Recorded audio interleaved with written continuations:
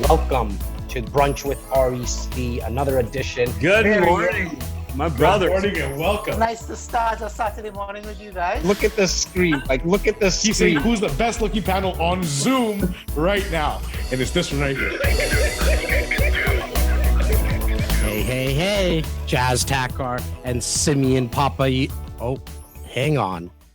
I should give everyone an update. You're probably wondering, why is the camera just on Jazz today? Usually the team here, the media squad, has it all set up for both myself and Simos, but did want to obviously give a shout out to Mr. Simeon Papa Ilias, my business partner, my brother. He's dealing with some family business in his homeland, Greece. And he sent me a text earlier today to let me know that he just landed. I think he literally landed a couple of hours ago. Very disappointed that he wasn't able to be joining us today because he has no data as of yet. So he's fixing his cell phone and getting all that stuff taken care of. But he did let me know that it's 45 degrees right now in Greece. I have a feeling my boy's going to be sending me pictures. Every time he goes there, he sends me some type of pictures or emails letting me know that we're about to invest maybe into something in Greece. Who knows? We never know. But big shout out to Simos. Let's make sure we light up the chat because I know he's going to be watching the recording. I wanted to welcome everyone that's coming on to Brunch with REC. Today is going to be our annual virtual flight that we take right across Canada, and we're going to sit down, and it's going to be more of a rapid fire market stats in some of the major cities in our country. We're going to start off with London, and then we're going to go to Nova Scotia. We're going to go to Ottawa, Hamilton, Niagara Region, and then we're going to go see our friends in the West because I didn't want to get started with them. It's a little too early right now, especially in Vancouver with our friend Cameron Manning. It's 7:30 in the morning there. So we're going to be going to the West. But before we go to Vancouver, we're going to be going to Calgary and speaking with Natasha Phipps, just seeing people sign on. Let me know where you guys are all signing on from. Good morning to Becky, to Ryan, to Donna Hoskins. How you doing, Donna? I hope everything is safe where you are. I know there's a lot of stuff in terms of the fires happening there. Please let us know. Shoot myself or Laura or Tyler a message, or even leave it here in the comments. Just let us know that you're safe. If there's anything that we can do to help out, please feel free to reach out. What's up, William? Good morning from Alberta. Thank you for all the support. And Tyler is in the ones and twos right now in the back here in the comments. Did want to also give a shout out to my co-pilot that you're not going to be seeing today, Mr. Stephen Rochester. So if audio or video, something is slightly off, just let us know here in the comments. And how you doing today? Good morning. Oh, we got people coming in from Alberta. Just so everybody knows, I'm looking at my phone here. I want to give some time before we go to our first city, which is going to be London. It's going to be a massive friend of ours, of the REC, that we've known now for coming up to 7-8 years, Mr. Justin Konikow, and we're going to be talking about what's going on. Please, if you have specific questions about any of these cities, while I have some of these realtors on, and keep in mind, strategically, I'm bringing on investor savvy realtors because I know most of our insiders are people that watch our brunches are investors. Good morning to Cameron. He's already on. And Luke, nice to hear from you in Ottawa, Luke Tangate. But if you have any questions, just throw them in the comments. I'm monitoring them here. Stephen brings them up on the screen as well. So we'll try our best to get them answered. But more importantly, if one of the agents resonate with you, or the city that we're going to be talking about specifically, like a Hamilton or whatever it is, if one of those cities you want to know a little bit more about, just shoot a quick email and we're going to make it very, very easy. We're not that formal, so we're going to make it very informal, this email. All you got to do is in the subject line, just write the city that you want more information on. And Tyler, who's our director of real estate concierge services, is going to make sure he sends you an email with an introduction with one of the realtors that we bring on today. And so the email address is info@reccanada.com. Again, that's info@reccanada.com. All you got to do is just put in the subject line the city that you want more information on, and we'll make the introduction within the next couple of days.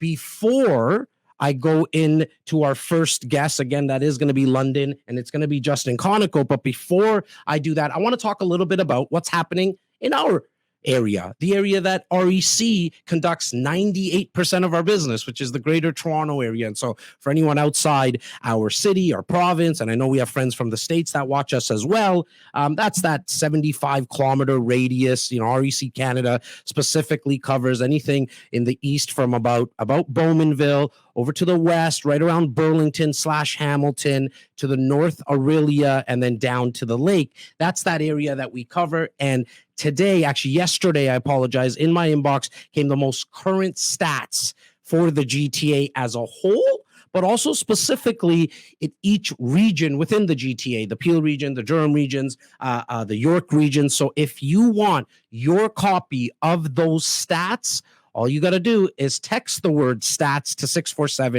647-372-0126. And Tyler, maybe you can just throw that in the comments for me. It's all you got to do is text the word stats to 647-372-0126. So let's get into what's been going on in the GTA market kind of as a whole. I'm not going to go into the Bramptons and the Mississaugas and the Oakvilles because, again, to get your copy, all you got to do is text that word stats. As a whole in the GTA, we now, for the 8th month of this year, actually, these are going to be July stats. So a full 7 months, we've topped the $1 million average sale price. We're exactly at average price right now, $1,074,000. Year to date in the GTA, that's up 18.9%. And I have a feeling as we go through the cities and the rest of the country, we're going to start to hear like those double digit in the teen numbers right across the country.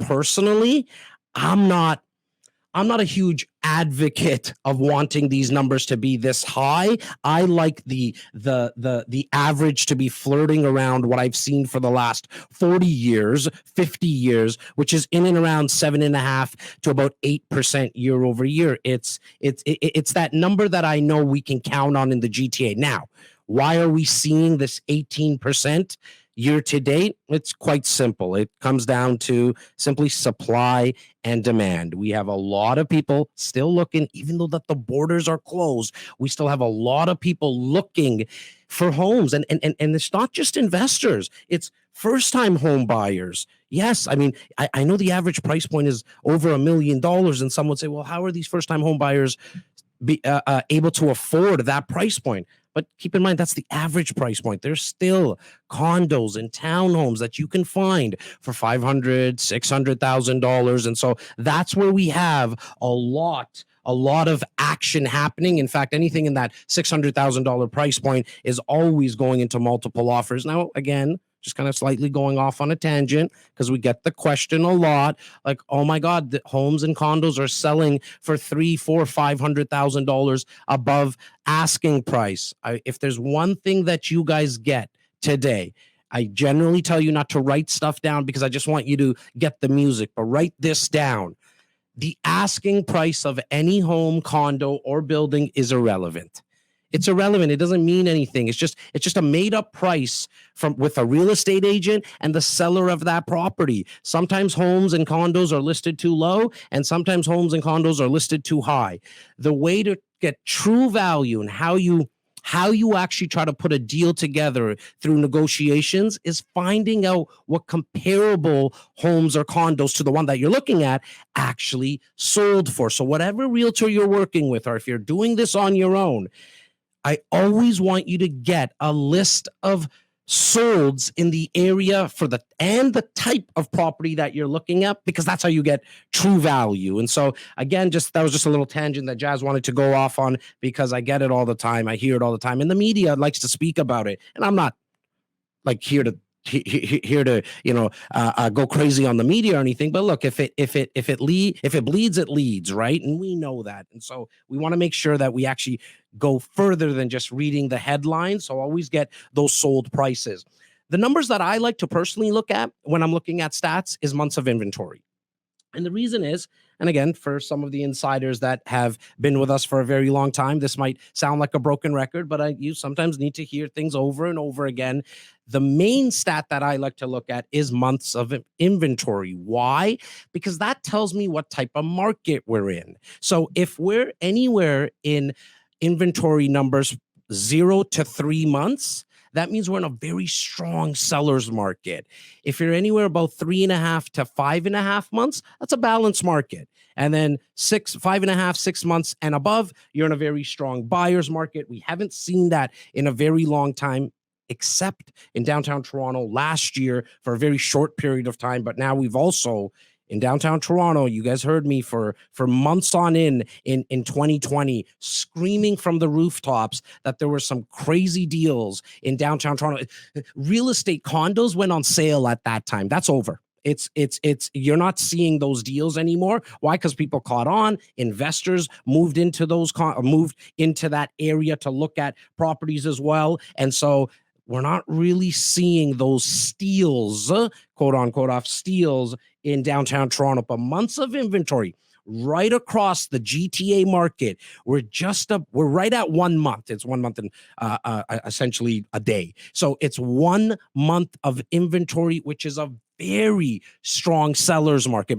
But you might be sitting there wondering, well, Jazz, how do we calculate months of inventory? How do we get that number? And what does it all mean? Well, what that means is that if no more properties were listed on the MLS, the multiple listing service, where I think it's safe to say 99.9% of real estate gets sold, 98 to 99% of real estate gets sold is on the multiple listing service. If no more homes or condos or properties were listed on this MLS, how long would it take based on the month before for all those properties to be sold? So as of right now, across the GTA, it's 1 month. It's 1 month, very strong seller's market. And that's coming full circle to the talk about basic supply and demand. We have a lot of demand and not a lot of supply. Now, before I get into, and if you're just joining us, today is our annual virtual REC virtual flight. I'm going to be your pilot today. I do promise you, if there's a little bit of turbulence, and I'm not kidding, I really mean that. Sometimes with technology, there's some turbulence. I'm going to try my best not to jump out of the plane and tell you that you're on your own. I do have my co-pilot behind the camera today, Mr. Stephen Rochester. Let's give him some blue likes and red hearts, because he makes myself and Simos on a regular basis look real good.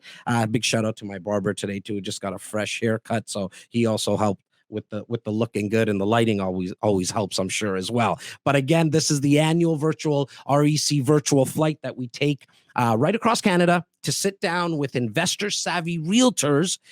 And I love the blue likes, Steven. They love you, buddy. You saw the likes and the hearts, buddy, coming out for you. That's awesome. Big shout out to Lindsay and a good friend of mine, Jin, as well. We take this flight annually, where we sit down with investor savvy realtors to give you a rapid fire market stats on what's going on in their specific areas, but also their forecast. I mean, these agents that I'm going to be bringing on today, guys, they didn't get their license yesterday, right? And not that there's anything wrong with that. I mean, in the greater Toronto area, there's 65,000 real estate agents. That's a lot. Like, I mean, if you throw a stone, you'll hit one, right? And not everyone's cut from the same cloth, meaning some agents are fantastic with first-time home buyers. Some agents primarily only work with somebody selling a property. Some agents only work on commercial properties. But the guys and gals that I'm bringing on today are focused in on investment real estate. They understand cash on cash, return on investment, what type of tenants are going to be looking at this specific property that you might be wanting to invest into. Why should you be perhaps looking at a buy and hold for a specific area, or maybe it's great to do a flip. Investor savvy realtors are specific to that niche, and that's what we're going to be talking about today. But before I bring on my first guest, before the first stop, so to speak, I did want to talk about the month of August. I've been doing this for 16 years, not to, impress you, but more to impress upon you where all this data always comes from. It's coming from experience. We have a team, myself and Simos. We manage a team of 50 real estate agents, and we have 11 support staff. And so we help a little over 650 buyers, sellers, and investors every single year. Again, not to impress you guys. I want you to know where I'm collecting all this data from. The month of August is a very interesting month when it comes to investing in real estate. And here's why. If you look back for the last 10, 15 years, for some reason, it's the month that you will see a lot of deals. That's why we're doing this flight today. And I'm not only talking about GTA. I'm done the GTA talk. That's why I don't know where you might be thinking about investing. Maybe you've invested too much in the GTA and now you wanna diversify. And so that's why I'm bringing the guys and gals on today, because in the month of August, and I'm sure they're all going to agree with me, this is where you can find a lot of deals because most buyers put their feet up. And when I mean they put their feet up, I mean, if you look at cottages and Airbnbs, they're all booked right now, right across North America. Try to get a stay in somewhere in Florida right now. Try to get a stay somewhere in Grand Bend or Muskoka or, even Creemore, like any of these areas. You will not find an Airbnb that you can actually get. Why? Because people are getting out. That's always happens in the month of August, but this year even more, obviously because of the lockdown. And so that's when, if you're here right now and you want to be aggressive as an investor, I strongly advise for you to start talking to these guys and gals. And it's going to be very simple. All you're going to do is send an email to info@reccanada.com with the city that you want a little bit more information on. And if you need to send 8 different emails, that's okay. Tyler's here. That's his job. He'll filter through all the emails, every single city. That's how many stops we're going to be making today. I want to make sure that you get introduced properly, because I want them to know as well that they're coming from REC, and to make sure that the agents that come on today, they put the white gloves on to give you that service that we all expect them to give you. So again, as you're listening to some of these stats and some of the forecasts that we're going to be speaking about today, I want you to really think about this month. This is the month where others actually take a little bit of rest. And if you want to be aggressive, rates are still low. There hasn't been any change on rates. I mean, I just did a refinance about 5-6 weeks ago, and I think I closed on that at 1.4%.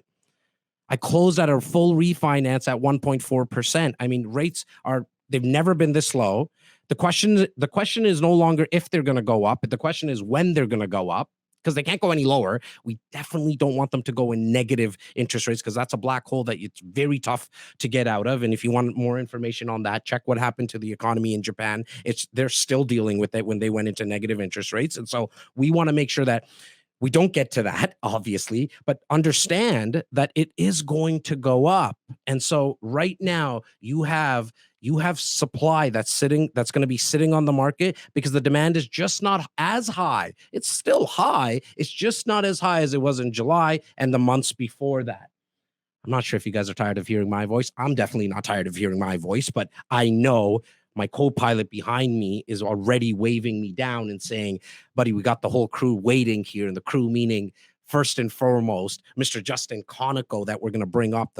The first stop is going to be London, that we're going to be speaking about. But this guy has a team of, and I'll let him tell you, but I think the team now is of like 15 people. It's growing really fast. He actually just, his brokerage, which is Prime Real Estate Brokerage, just got not only nominated, but awarded one of the best places to work in London. So I want to give him a big congratulations. Let's bring our boy Justin Konikow on.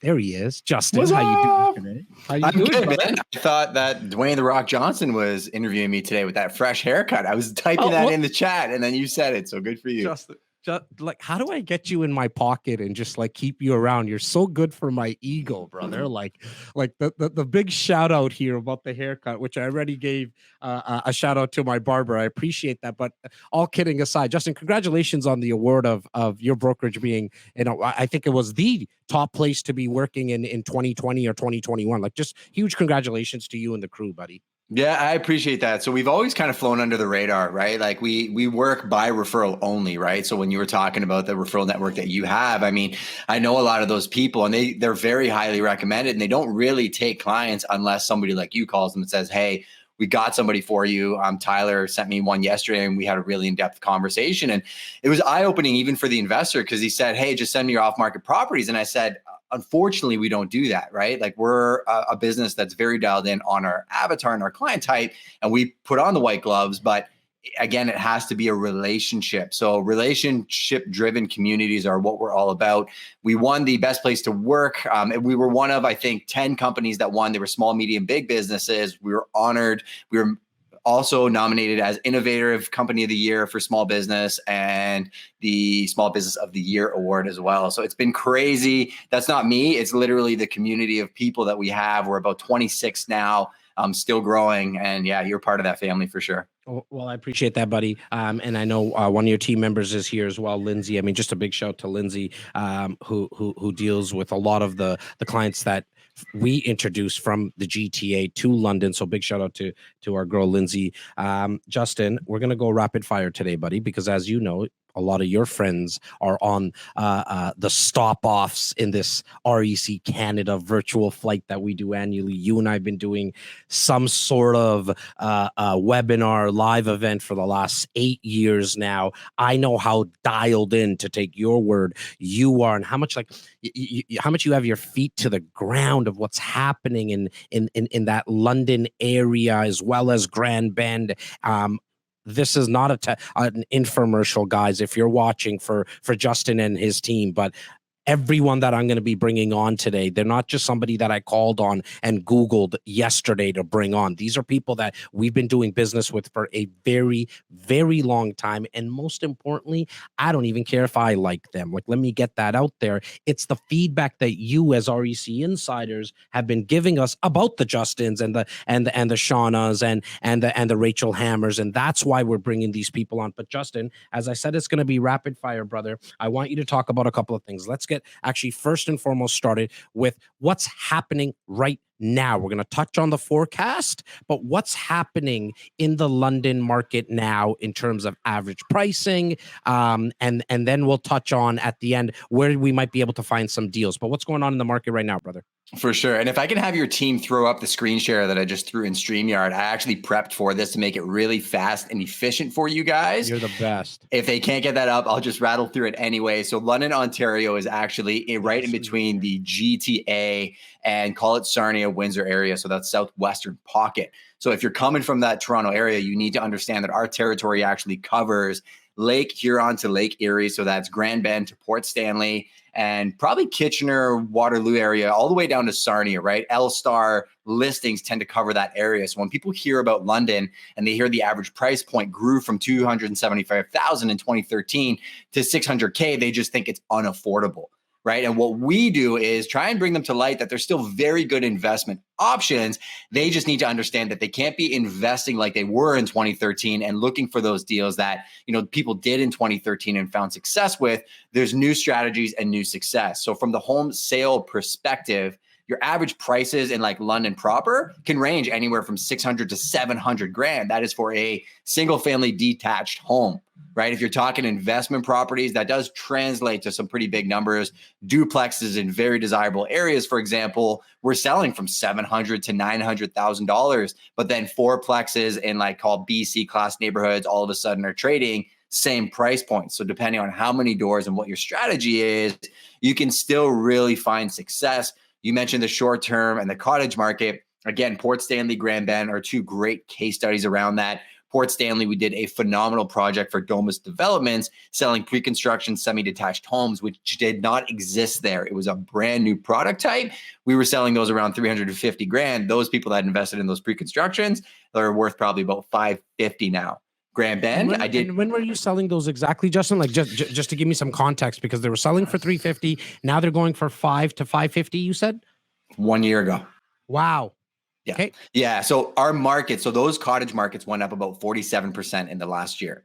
London increased around 35% in the last year. Keep in mind, this is probably compressed appreciation. So that probably would happen in 3 to 5 years. But because of COVID and really keeping people locally, they turn around in their backyard and they're like, where's a great place to invest? I did a video on my Instagram at Justin.Konikow this morning talking about Grand Bend. I was on the beach by the Pinery and I said to people, everybody thinks it's crazy here, right? And it's true. Teardowns are selling in Grand Bend for 1.5 to 1.8 million for a teardown. But that's if you're looking at it with a very focused lens at the highest price point. Another video we're dropping on our YouTube channel next week is Grand Bend, Ontario, 3 pros, 3 cons. And we go over the price points and you can actually get condos for like 350 to call it 500. You could get single family detached with huge upside for renovations, 500 to call it 750. And there are those $1 million properties that are bringing in insane ARVs because there's almost no ceiling to value. But again, I think people just don't look at these markets with a strategy. They just read the headlines, which I really want to steer people away from. Something that I'm going to probably, I'm going to be asking everyone that I speak to today is, an idea on what the months of inventory is kind of hovering around. Sure. So do you like breaking it up in London and then Grand Bend, or is that something is it like, I always speak about the greater Toronto area as a whole, and then I can go into the micro markets, but either, or if you like to go kind of high level, let me know and let our viewers know today, like, what are we at for about months of inventory right now, brother? So we'll talk about the GLA, which is a term I coined a couple of years ago, the Greater London area, because that's what it's becoming. It was, so back in like May, June, it was it was a month of inventory, but it was actually going down to about 2 or 3 weeks where realtors were getting scared because we're like, man, like we're going to outsell our houses and there was no inventory, right? We did go through a stretch where we noticed there was definitely a softening in the market. And if you look at the MLS stats from June until like mid-July, it went like this and then went like this. But this is why these events are so valuable. Literally in our group chat this morning, I don't want to show you the photo because the GIF is pretty funny. It's Elmo standing in fire like this. It's heating up again. So what we're seeing right now is exactly what you said, opportunities for buyers. But it looks like if you don't act in the next 2 to 4 weeks, that we're going to be back into a very heated marketplace come fall, which is kind of what we're tracking. Cameron Manning and Lindsay are on our weekly calls across Canada, and they're seeing the same things.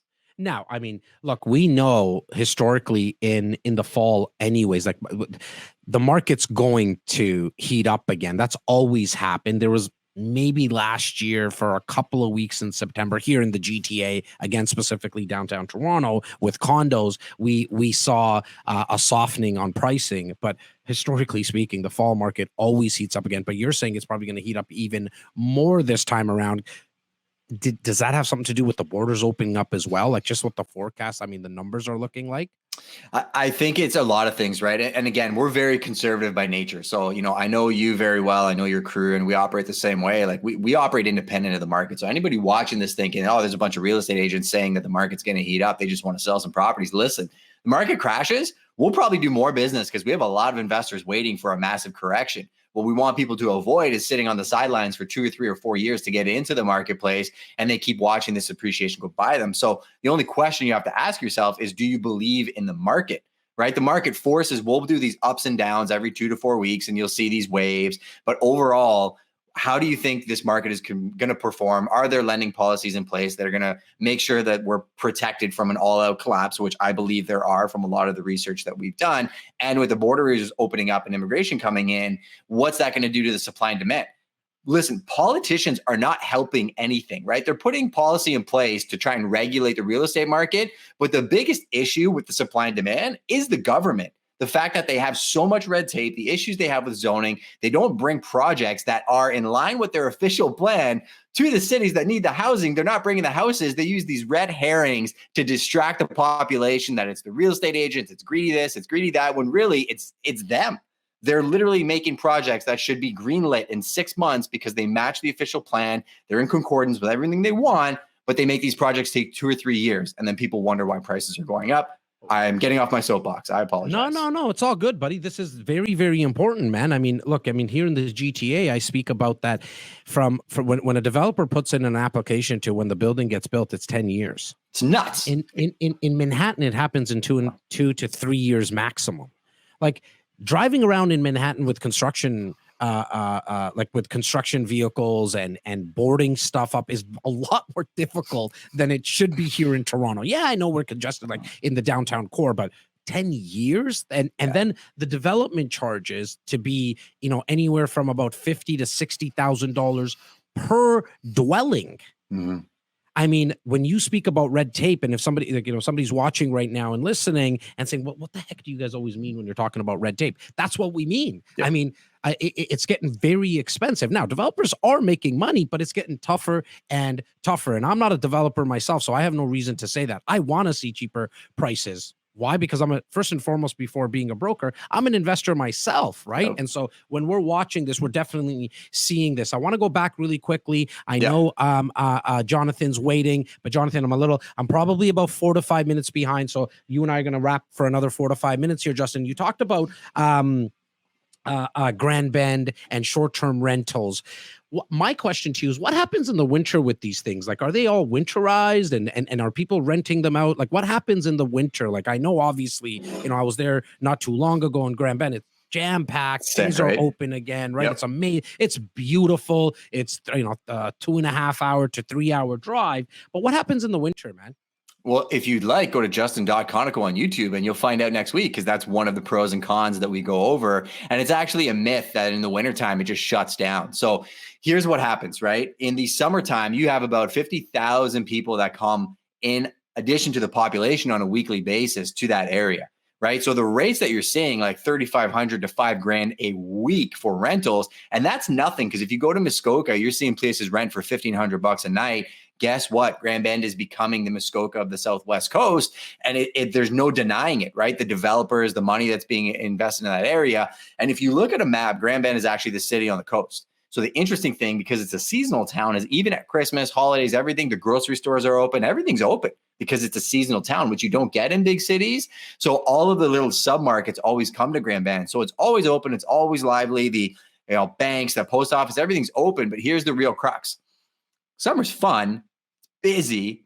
I like New York. New York's busy. There's a music and cadence to the energy there. Grand Bend's kind of like that. I love the wintertime in Grand Bend in the fall because it's quiet. And the season of life that I'm in at that time is perfect. I can go to the Pinery. There's snow. I can go snowshoeing, snowmobiling. It's actually one of the most active winter towns, more so, I think, than even right downtown London, where people just stay in their houses. Here, there's so much to do. The Pinery Park has 3 ecological systems that are in it. You keep people snowmobiling down the highway. It's endless. And again, businesses are open, so it doesn't shut down. You just don't have that massive influx of people and traffic and all that other stuff. You said a word that I was thinking about. Like you said, influx of people. Now shifting it to long-term rentals, like not the 3 to 6 months. As an investor, if I'm considering to buy a property, say in the GLA, but specifically kind of London, right? I kind of want to hone in on London for a minute here. Who are going to be my tenants? So I'm going to buy a duplex, 600, 700. I get the buy and hold. And I'm speaking for an investor, from an investor's perspective. Sorry, I get that. But who's going to be my tenants? Who are people? Who's living in these places? Depends where you go, right? Like people just think of London as a student town, and you're incorrect. Student rentals are probably only 20% of the product that we actually sell. And we're one of the largest investment firms in London. So you're finding young professionals that are going to school. Maybe they're going to King's or Ivy or even Fanshawe, and they're learning and developing a skill set. And you can get some really good quality tenants that are looking to become professionals. Typically when they get to the 3rd year of university or college, they're starting to become like you and I when we were young and in business, right? They kind of want to start living independently, and they usually have a decent amount of capital to rent because of the fact that they're going to those schools. Now, if you start going to the other areas of London, it's all going to depend on what you buy, right? If you buy something that on paper cash flow is $1,000 a month, your vacancy rate is probably going to be 25%. And maybe you deal with some non-payment issues because there is such a diverse population of London, people that are in a great financial position, people that aren't, people that are going to school, people that don't have jobs. You have people that are in the hospitality finance industry. Fun fact about London, it actually has one of the largest GDP contributions to Canada, 5.5 billion in manufacturing, 6.5 billion in agricultural, 720 million in health sciences, over 200 million in tech. So you're seeing a lot of people that work in these fields that can be your tenants if you work with the right investment firm, or that's the type of people you want. And that's why I have you on. That's why I had you on right now, brother, because look, I mean, we know London. We can read the stats. Anyone can get a copy of these stats, but if you don't know the actual micro areas and what's going on, it's hard, very, very difficult to decipher what all these numbers and why it's important, or why some of them and majority of them are never that important. And so that's why we have you on. Justin, thank you so much, brother. I appreciate everything that you do in terms of all the content. If you guys are watching right now, live or the recording, please send an email to info@reccanada.com with the word subject London, and we'll make the connection. But in the meantime, after this is done, don't leave us right now. Go make sure you go see Justin Konikow on his Instagrams and his YouTube. He's probably the only guy that that actually does more content than I do. And I do about 15 to 20 pieces a day, but this guy's just obsessed. So Justin, I love what you do for the community. Thank you so much, brother. Love you, bro. And every mindset is everything. That's our brother, the Zillow killer right there. So enjoy the REC experience. Everybody like it, share it, and go hit that sub button. See you later. Thanks, brother. If you're just joining us right now and you're wondering why is my Greek partner not sitting with me, Mr. Simos Papilias, he's actually in Greece. He's trying to see if the souvlaki is better there or right down the street at Pape and Danforth, where I like to eat at the Greek Grill. Big shout out to the guys and gals at the Greek Grill. So Simos is finding out where the souvlaki and the tzatziki is better. And I know you're watching the recording, buddy. I love you. I miss you. He is in Greece dealing with some family business, but he'll be back in the next couple of weeks. So let's go to our next stop, Stephen Rochester. I think we're going to Halifax right now. And we're going to be seeing Mr. Johnathon Benedict. We're going to be, is he on with us right now? Awesome. Jonathan, how you doing today? Oh, I think you're on mute, which I know is the most overused word in the last 24 months. There we go. We got it. How you doing? I'm good, man. I'm good. How about yourself? I'm amazing, brother. I love the beard. I just got rid of it today, actually, but I'm glad that I did, because your beard looks a lot better than mine did anyways. I've been trying to get it to that. It's a piece of me now. It's a piece. Well, welcome to the annual REC Canada virtual flight. You've been working with a lot of our insiders, and I gotta tell you, brother, we're getting glowing testimonials. So if you're watching right now and have a Halifax and any of the other areas that Johnathon and his team cover, all you got to do again is send an email to info@reccanada.com, subject line Halifax/Nova Scotia, and our boy Johnathon and his team will get in touch with you after Tyler makes that introduction. Johnathon, talk to us, man. What's going on in the areas that you cover? First and foremost, what areas do you cover in Nova Scotia? Let's get that out, and then talk about what's actually happening in the market as we speak. Sure. So I got a team of 7, and we primarily focus around HRM. But the next part that we go down is the Annapolis Valley. So if you like wine, you like vineyards, you like water, you like the South Shore, you like all of that, we got you covered. So really from about the Greenwood area and then all the way into the Halifax Dartmouth area, we got you covered there, which is it's a nice it's a nice area, and it's only within probably an hour, and you can be from one end to the other. So it seems large, but it's really not that large for us to handle. But the market here, I'm 11 years in, and I've seen nothing like this. Honestly, it's just been bananas for what we're seeing in Nova Scotia. We've always been kind of like this flat line, minimal appreciation, a blip in the radar here, a blip in the radar there. The last 18 months to 24 months has just been nothing but up, up, up, up. So let's go into that a little bit, Jonathan. You said 7 years that you've been doing this. Try to remember, go back 7 years. So 2014. 11. 2011. I apologize. No, okay. no, 11 years. 11 years. Okay. 11 years. Yeah. When you got started, what was kind of the average increase every year, approximately on price? If we're going to see 1%, we're happy. Wow. Yeah. Wow. Okay. And now, where are we at now? 18.8% current. That's where we are. And and honestly, even from, if you go back even 2018, in 2018, I think we were at it was like 1.4%. So our increase has happened so fast in the last 3 years. It's went from 1.4 to 18.8. It's insane. Like it's been absolutely insane. So I have to ask the next question. Why do you think that happened? I think we are a little hidden gem. And I think people are just starting to recognize us, right? I think our real estate here in our area is highly undervalued for a long time. And now that people are starting to come and see what Nova Scotia has to offer, and it's lifestyle, right? It's just all lifestyle. Like if you want a kickback atmosphere, good food, good views, Best lobster in the country. lobster, Best lobster. seafood. What do you want? We got it all here. So, I think it's just one of those things that, we were highly undervalued and now we're starting to take off.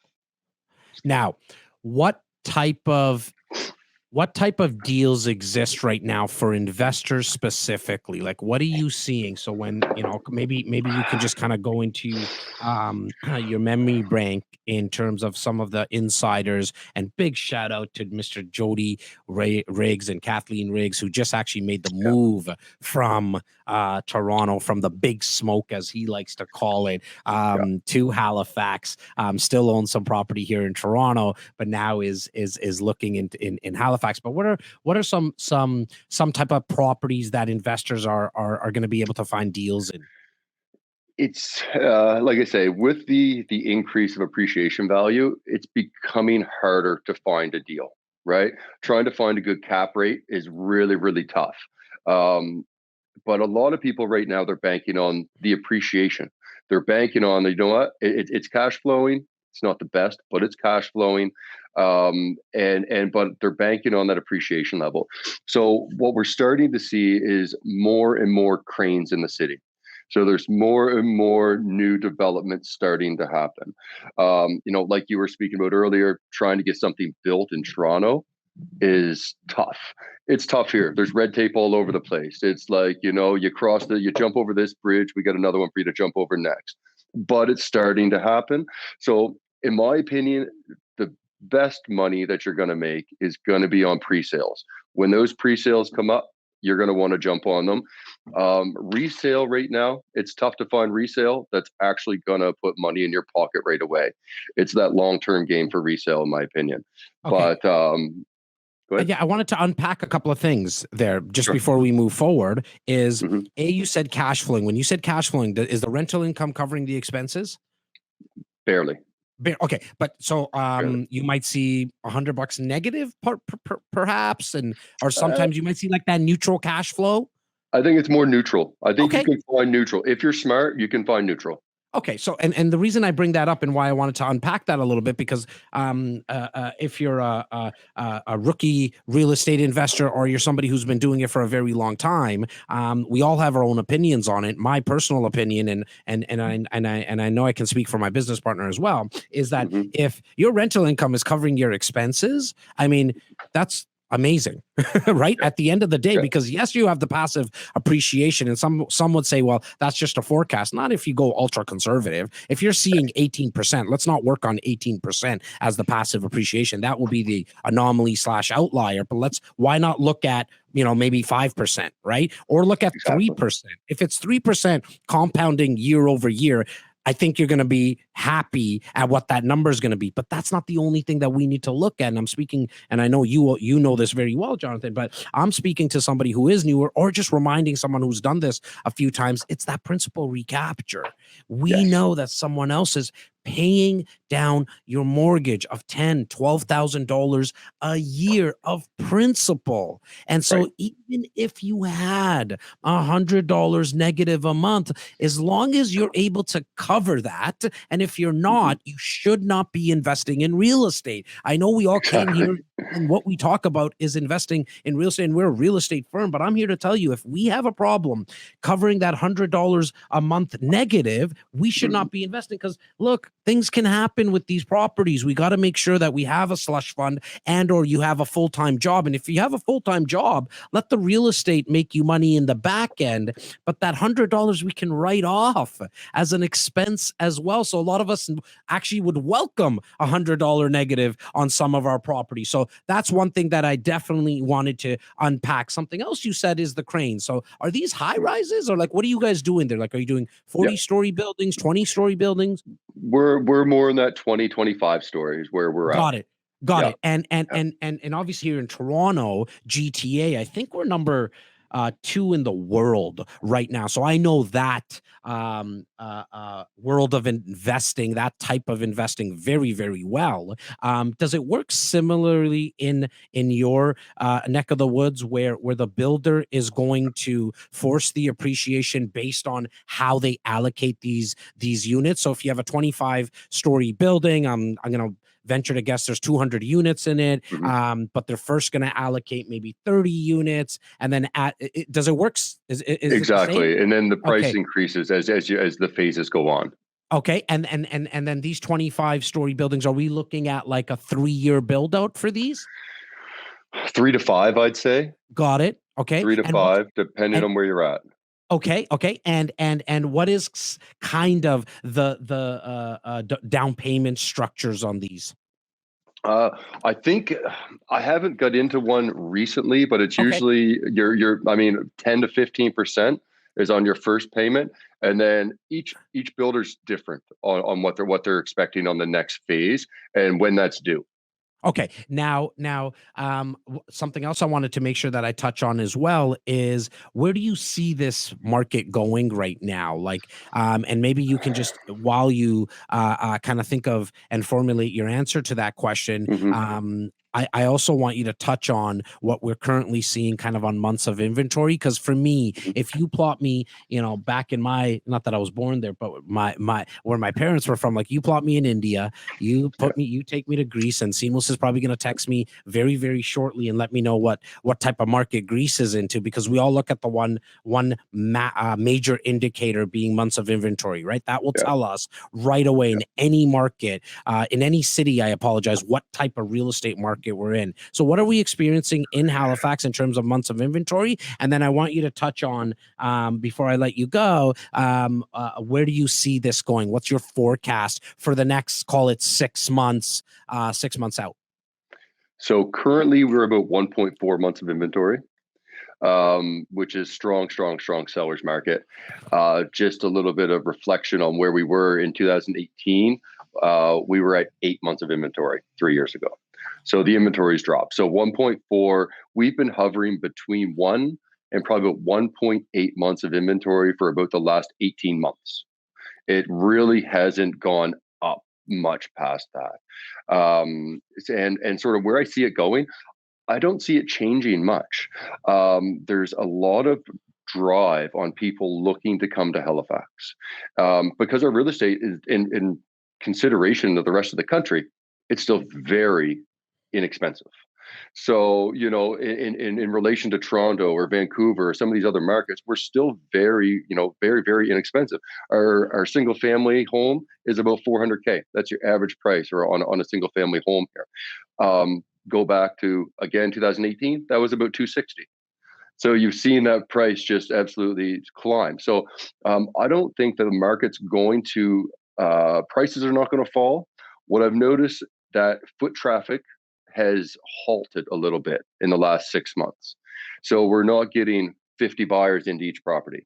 We're not getting 25 offers on each property, but the offers that we are getting are solid, and they're still going for asking or above. And what I see happening in 6 months is, I don't think that we will hold on to this 18% appreciation forever. I think that we're going to scale that back, and I think it's going to become much more conservative, likely fall somewhere between that 7 and 8%.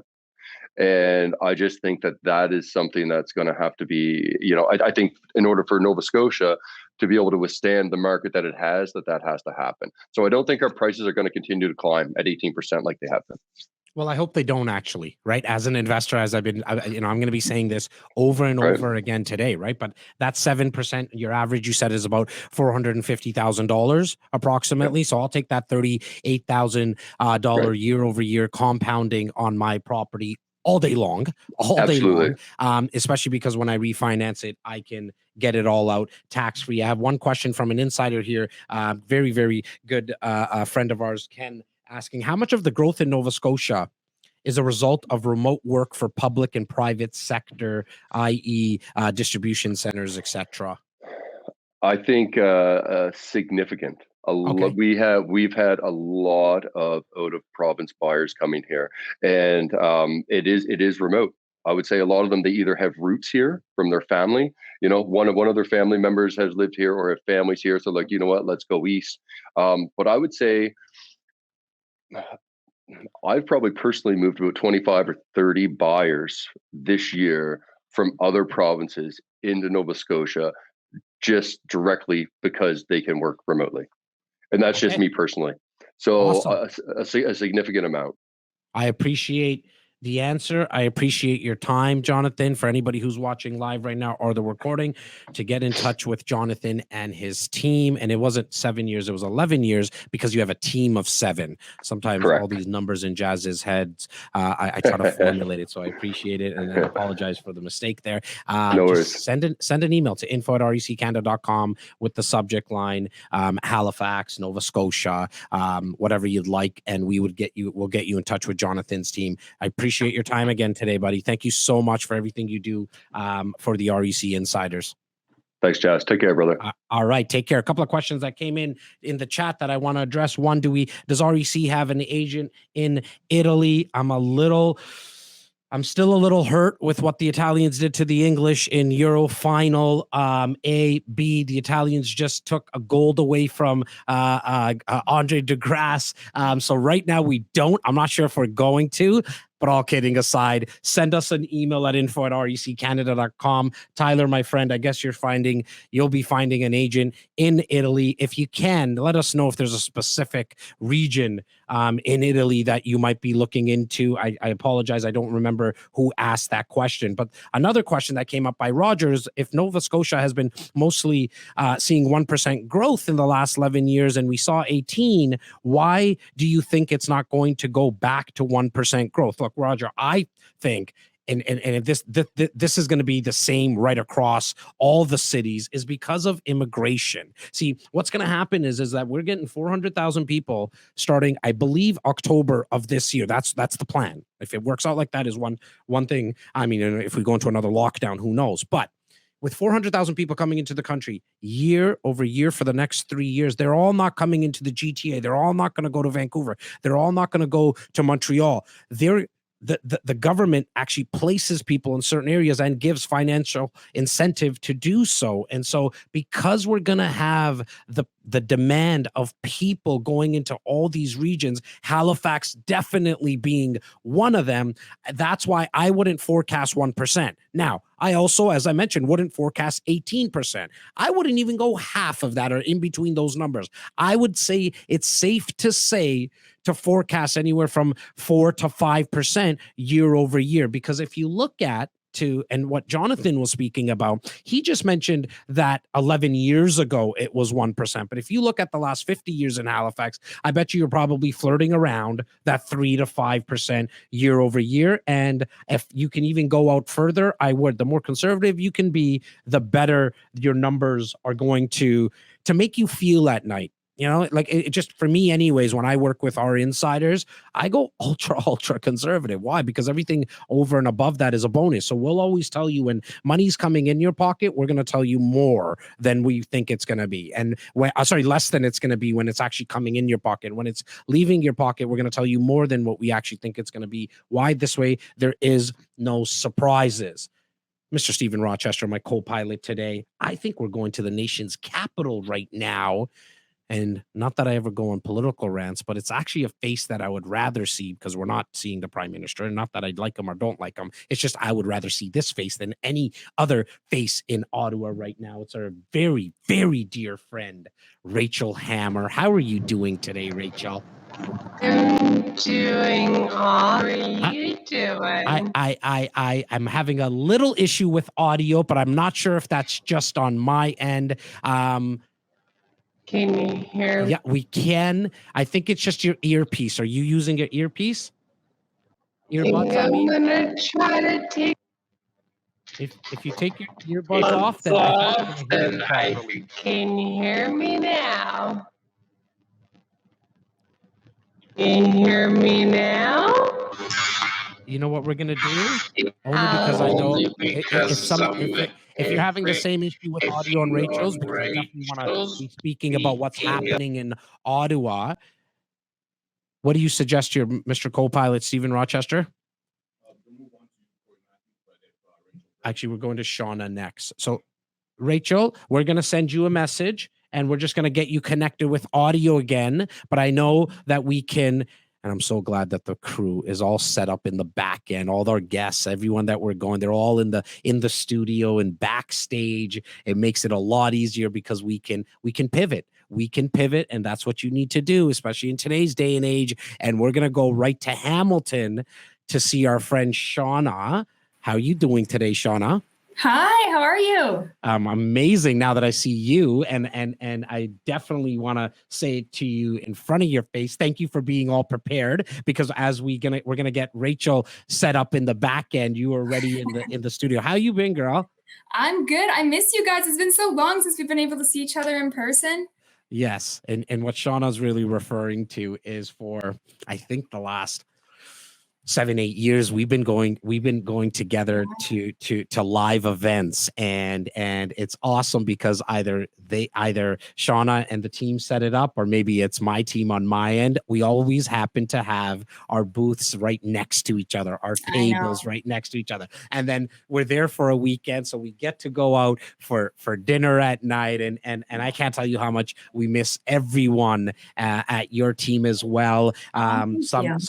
Some might be familiar with the name Mike Heddle. That is the same team. We're not switching who we do business with in Hamilton. She's actually, in my opinion, I said it to Mike. You saw the email when he said he can't make it. I said, buddy, I would rather have Shawna on anyway. She is the better half in that sense in the business world.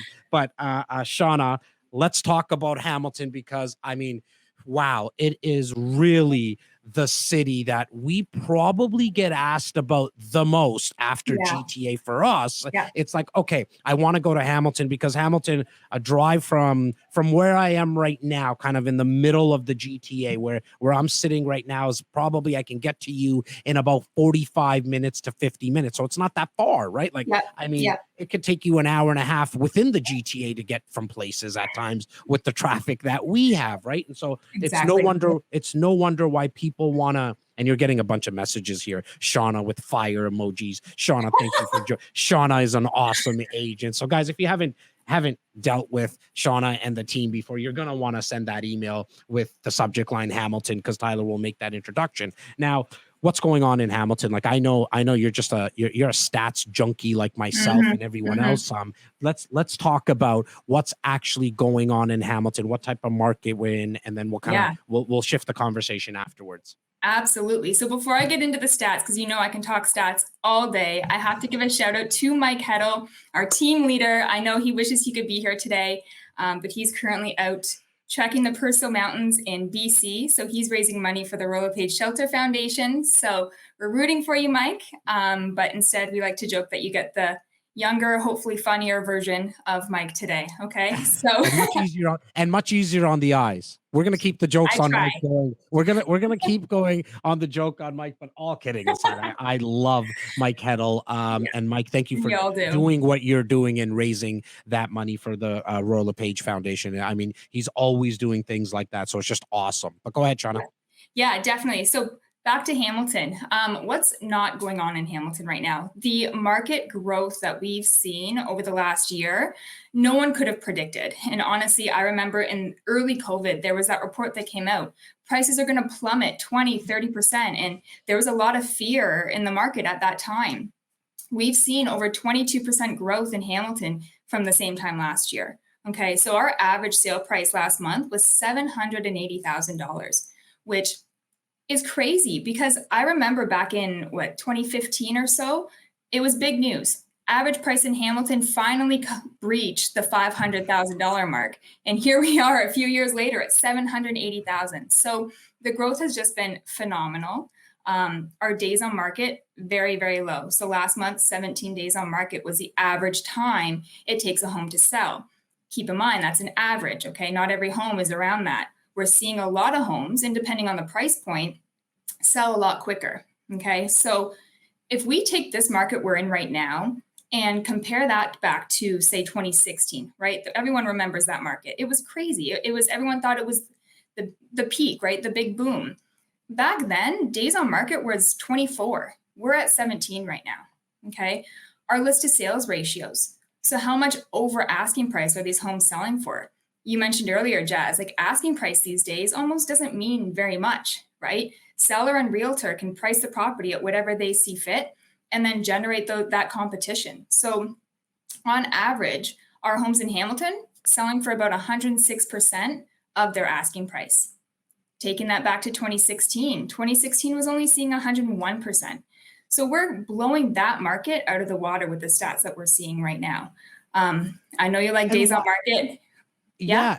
I was gonna just ask you a quick question. Why do you think that is, right? And I've been asking that to everybody. Like, what in your professional opinion, why is the demand so strong in Hamilton? We know it's strong, but why do you think it's actually that strong? I think there's a lot of ways to answer that question. Number one, you talked about it, immigration. We're seeing a huge influx of Toronto GTA buyers and investors coming out this way. Affordability is the biggest thing, right? Drive until you can qualify is what we say. So Hamilton being so close to Toronto and the ease in which people can now commute with the GO train being in our city, it's been a huge, huge game changer. So the immigration, it has just been phenomenal, the net migration that we're seeing. But what's interesting is I'm talking a lot about Hamilton, but one trend that we've noticed a lot lately is the outlier markets are appreciating really, really quickly as well. So I think we're getting that net migration into Hamilton. Hamiltonians are now moving out, right? Or maybe with COVID, people want space. They want to breathe. They want to go outside and not stare at their neighbor's backyard all day. So we're seeing a lot of we call them our biggest movers, right? Those markets that are seeing the highest levels of appreciation, how fast they're growing. They're all on the outskirts, Dunnville, Glanbrook, Smithville, kind of these markets that not many people may have heard about before, right? So it's a very, very common theme right now, but I think the migration component is the biggest driver. Now, do you have transit in, like, I know you spoke about GO Transit, but that's right into the city of Hamilton. And correct me if I'm wrong. Like, I don't know any of those other areas that you mentioned. I don't think Jazz is allowed. Jazz is not allowed to west of Burlington. And so what, like, is there transit there? Because for me as an investor, I'm always looking at population, but then I want to know the amenities. And number one amenity for me is always transit. And so if you're watching live or the recording, the reason I always talk about transit being being the biggest driver, again, personally for me, is because a study was done not too long ago by Harvard, and they looked at what happens to values, actual prices, as well as the rentability of properties when you're under like a 500-meter radius to transit, and it just shoots through the roof. And this was done across the world in all the major cities. So as I start to look at smaller little suburbs, I guess you can call it, like the Smithvilles and stuff like that. I guess you'd call that more of a suburb outside of Hamilton. Is there transit out there? Like, why are people okay to, like, why would an investor want to buy something? No, like, what type of tenants are going to be going there? That's kind of the question that I really wanted answered. Yeah, no, and it's a great question. So we do have transit, like the GO train I mentioned, and, in West Harbor GO train station has completely changed Hamilton. It's really put Hamilton on the map. That was put back in 2016 or so. We've always had public transit within the city, of course. LRT is another big topic, right? On again, off again. It is on again. So there's a lot of development that's happening. But to answer your question about who are your tenants, in these outlier communities, a lot of families, but you'd be surprised, a lot of young couples, younger working professionals, right? Because now they can work remotely. Their options have opened up huge. And again, it comes down to affordability, right? Hamilton, we talked about average price and the increase in price there. Well, it's still affordable relative, but you can get a bit more bang for your buck the further out you go, right? So I think people now able to work remotely. We're seeing a lot of young couples, young families opt for the more not rural, but just on the outskirts kind of living. So tenants, very, very qualified, full-time jobs, white-collar jobs. You're going to get great tenants. We, as you know, Hamilton's a big city, so we also have a huge student rental tenant pool as well around McMaster University. We have Mohawk College as well. So the student rental market is another interesting one. And are you starting, and Shawna, are you starting to hear like murmurs just from your investor clients, like, hey, like I wouldn't mind looking at a student rental because now it seems like schools are going to be opened up in a month or so. Like, is that something that you're hearing from investors? It is. It's now something that people were very scared to do before, right? And especially those investors that purchased and then COVID came, right? Panic set in. What's going to happen? Nobody could have predicted. And I have to say, we were even expecting a bit more of an impact than we saw. I mean, we really didn't see that the panic was worthy. The students were still paying their rent. To be honest, a lot of them still opted to live off of campus in that area while they were doing online school. So it wasn't nearly as much of a hit as we expected. But now that it's confirmed, classes are going back to in-person, right? People can now go back to residence. The schools around here have just grown so much, and we're not a very dense city. They don't have a lot of purpose-built student housing. So they rely on investors to purchase these homes, have the 5-6 bedroom homes so students can rent in nice, clean, safe environments. So it is an investment that now people are starting to think, okay, maybe I can really consider this again.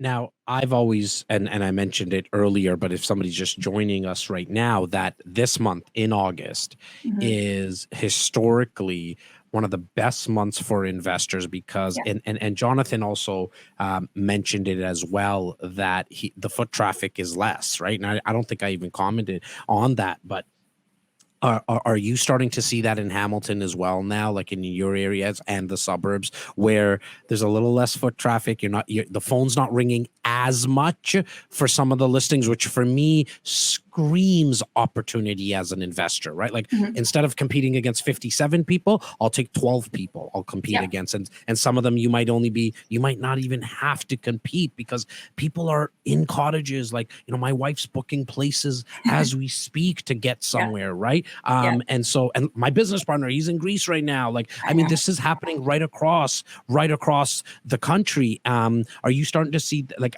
do you agree? Let me ask you this. Do you agree that there is some opportunities still for investors right now in this month in your market? Absolutely. I couldn't agree more. So we are seeing less foot traffic, right? And just like you said, whereas properties, say back in February, March of this year, we would have maybe seen 30 offers on a property. Now, maybe we're seeing 5 to 10. Like, they've gone down quite a bit.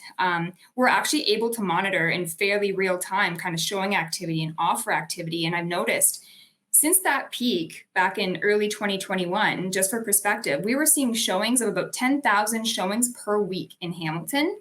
Now we're seeing about half of that, 5,000, 5,100 showings per week.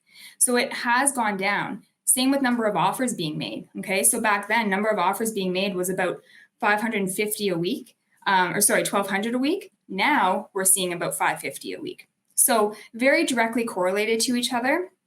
And I think it's for exactly what you said, right? We're out of lockdown. People want to travel again. They want to go up north or Greece or BC and have life back, right? So we are noticing a bit more or a bit less foot traffic, So in my opinion, as an investor, this is what you want. This is what we've been waiting for, right? A bit less of a crazy market.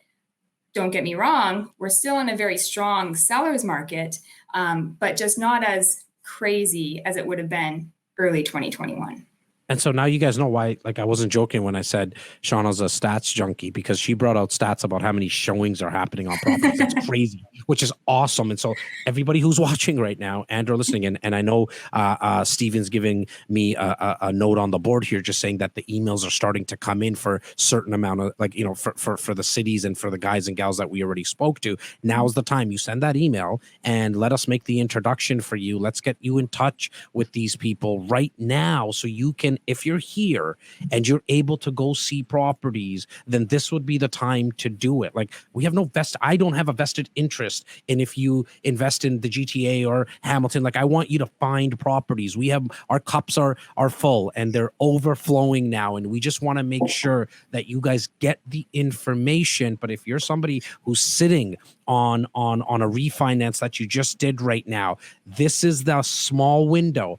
I was calling it before, and Stephen, please make a note. I got to get the recordings that I was doing 7-8 months ago and a year ago about what was happening with condo prices in downtown Toronto. And I said earlier that we don't have that window anymore, but this is a new window now that's come to us available, which is probably gonna last just this month of August, probably right up until Labor Day. Let's say right up until Labor Day. Psychologically, the kids go back to school and the family starts saying, honey, let's go look at homes right now. And then we as investors start to compete against end users. And I'm here to tell you, you will not beat an end user.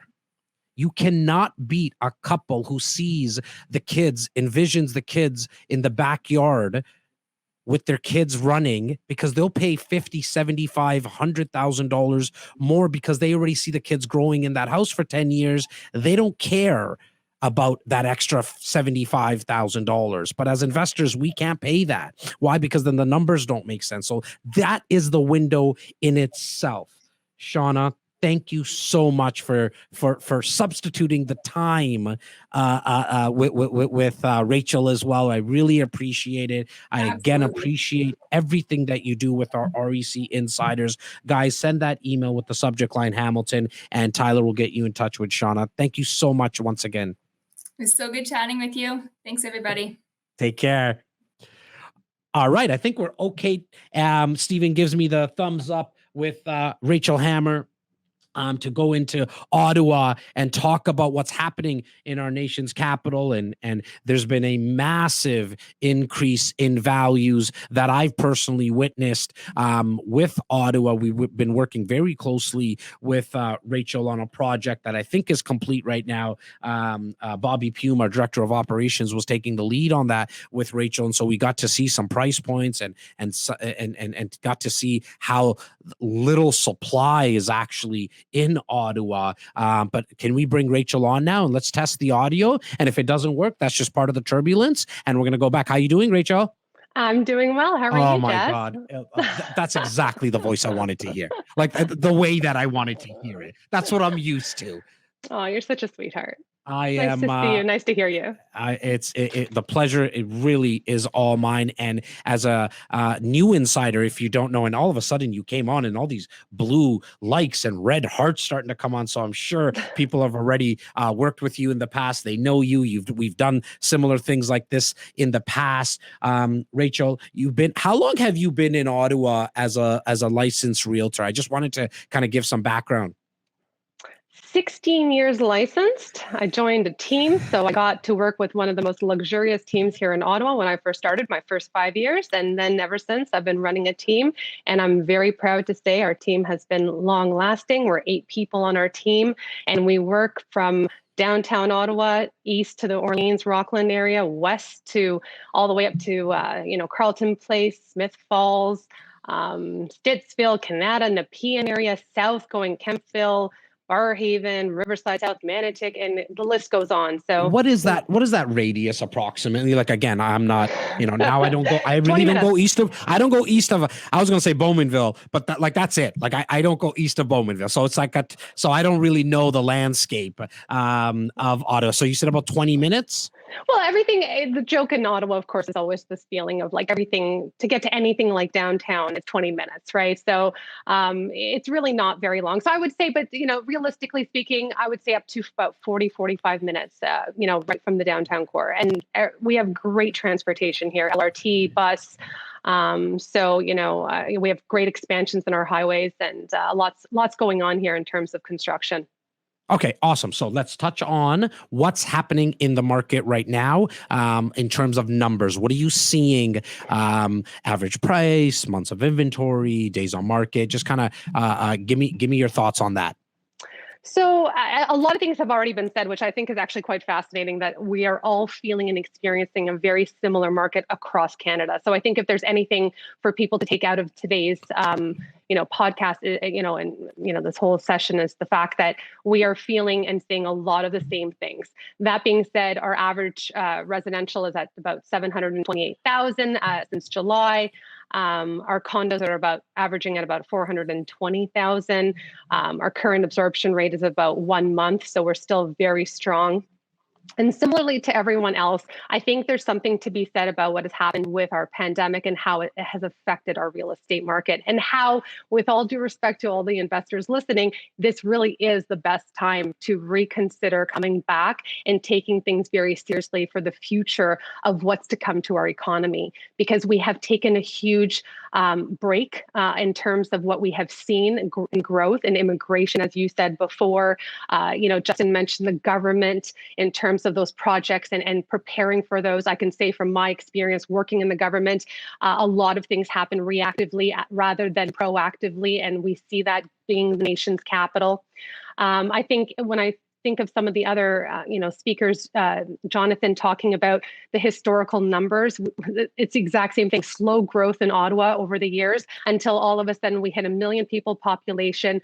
We're now considered an urban city, but we're still conservative by nature. And what I think is the difference, with all due respect, and why I love Ottawa so much for investors, is the fact that we are one of the safest cities in the country. We are a hub. Not, how many times do you talk to somebody, oh, I was born and raised and I've lived my entire life in Ottawa? It doesn't happen. They come here for school, they come here for government jobs, they come here for military, they come here for now tech and private sector, but they don't necessarily stay. So it's a great opportunity to see rent go up when your tenant heads out, but more importantly, the continued increase, steady, of course, like everyone else, huge increases in the last year. And now, again, an opportunity to reflect on the great numbers you can actually make here in our rent, as well as, the overall, growth of the property itself.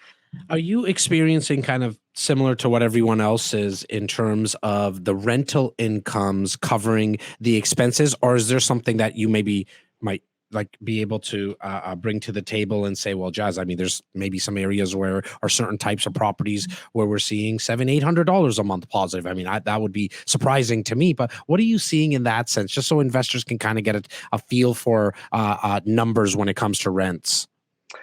So again, beginning of this year, we noticed that we still had a lot of foreign investors coming in, and they were throwing the numbers really high in terms of, in those multiple offer scenarios, like Shawna described, the market's very similar. Tons of offers on the same house, tons of showings. Again, foreign investors throwing in offers. So they were increasing the market substantially in terms of how much the final sale price was, and then what they were looking for in terms of rent.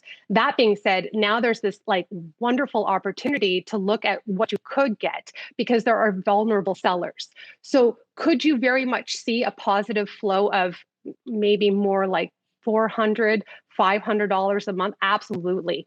I think that's again, it's safe. One of the things that I'm noticing that we're really lacking here is furnished rentals. And I know that we haven't talked much about that, but I think that little investment in that furniture can go such a long way when you talk about how Ottawa is such a hub, because people don't want to just come here and have to furnish an entire property for the 1 year they may be here, or 2 years, or up to 5 years. So we're noticing definitely a need, a demand for furnished rentals. And therefore, those ones can absolutely get you even more money per month.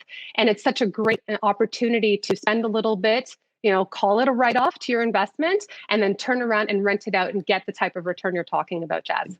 Now, these furnished rentals, I'm thinking they're going to be like right downtown Ottawa in condos. We're probably going to spend 10 grand on it. Well, give me kind of an idea and our viewers an idea. Where is it going to be? And then what we might need to spend to even furnish these places. Well, I find that it actually, it could be all sorts of different types of tenants and the types of properties, because unlike most urban cities, we don't have everything all centralized downtown necessarily. So our West End has a lot of our tech companies, which again, CEOs are coming in here with families. They want their privacy. They want their kids to be close by from their work environments. And they, again, don't necessarily want to sell their house where they're coming from, if they're coming from BC or Toronto, right? So those types of properties, for example, could fetch anywhere between, I'm going to say, maybe $5,000 to $7,000 currently. And I hope I'm not going to get in too much trouble for this, but we're working with an NHL draft who is currently looking, fully furnished place, because he knows he's going to be here for a couple of years, and great budget. But doesn't want to have to necessarily commit to going through the whole process. And not to mention, with all due respect, it's hard to get a couch. It's hard to get some things being imported right now, right? So Sure. There's opportunity. I don't think it's necessarily downtown anymore, because it goes back to the whole process of everybody working remotely, but still having to be in the city. Now, where do you see this market going in the next 6 to 8 months? Again, given some of the similar conversations, I think that over the last few weeks, we have seen a lot of people go back to what we can say, quote unquote, the feeling of normal. And what that means is that people have been enjoying the summer, enjoying sitting on a patio again, wanting to see their family, embracing that feeling. So what's happening right now is, if you find, and I hate to say it like this, those vulnerable sellers who are scared about what's going to happen next month, there's some room to negotiate. And I think that it offers and it empowers buyers again, which then, of course, allows investors to come in. And what I refer to sometimes is, let's fish a little. Let's see what we can get. How low can we go? How long has this been on the market, right? So what I anticipate happening over the next 6 months is, if we look at the market and we look at the general economy, I think things are going to slowly, quote unquote, come back to normal, whatever that may be. But more importantly, in our city, I think students are going to be returning to school. So you're going to see them coming in either for September or definitely for January. They want the experience. We're forgetting about the experience of life for young people who are going to come in here. Even the workforce, as much as I would love to believe that we can all work remotely, at the same time, we have to work as a team, no matter what we do. And therefore, we need to see one another. We need to experience and communicate in person. So I think there's going to be a lot of opportunity for those first-time home buyers, those investors, to come back, to try to negotiate. I don't necessarily see a huge influx in inventory that wouldn't necessarily be absorbed as much as it has been over the last little while, which is about a month. Now, when you said fish a little, I think I know what you mean by that, but I want you to kind of just touch on that. How do you go about feeling out the seller in terms of what their motivation might be and how low they might be willing to go? How do you actually logistically do that for an investor client? Well, I hate to say it, but the first thing is, who are you working with? How did you get on the market? How did you get onto realtor.ca? Did you already start with a perhaps not A+ real estate team to get you the most amount of money in the least amount of time and hassle? So that'd be number one. Number two, how long have you been on the market? Number three, have you received any offers? And that's in communicating, of course, with those listing agents. So I think when we talk about phishing, what I'm already seeing this past week with some of our own listings is individuals attempting to see, by putting in a lowball offer, what the seller's going to do. And the mistake I feel like a lot of realtors are making these days, if I could say this, is rejecting the offer. There's a time to reject offers and there's a time to negotiate. And I hate being the person to walk away from the table. As a matter of fact, I rarely do. So if you're the type of agent who just wants to do a quick deal, you're going to potentially persuade your client to make a decision that maybe in a month's time would not have been the best one, because their neighbor now made that extra $50,000 you didn't. But for investors, this could be a wonderful time to go fish, to hire the right individuals to assist you in seeing what the sale prices could potentially be. Because as long as there's one other house or two other houses on that same street or a condo in that building that has gotten more, you could be rest assured the rest of those sellers in that building are not going to be giving it away either. There's a reason that we're all saying the same thing, right? And I started off with this virtual flight today by saying that August is really the month historically. This is not something that's new. I just wanted to, like, as I was driving in today, I was like, that's going to be really my main topic today. And I really want to find out from Rachel and Shawna and Cameron coming up, as well as, Natasha just before Cameron, if that's the same in their city as well, where they're finding that, look, traffic's a little slower, and now is the time. You put the word out fish. I just say go throw in a bunch of offers. And I haven't been able to say that for, I can't remember, like at least a couple of years. Like I don't recommend that to buyers all the time, but now is the time. I used to be in the car business 20 years ago, and the best time to buy a car is in the 20s of a month later on, the 25th, 26th, 27th day of the month is. And why is that? Because they all have their quotas to meet. The salesperson does, as well as the dealership in itself. So if you go into a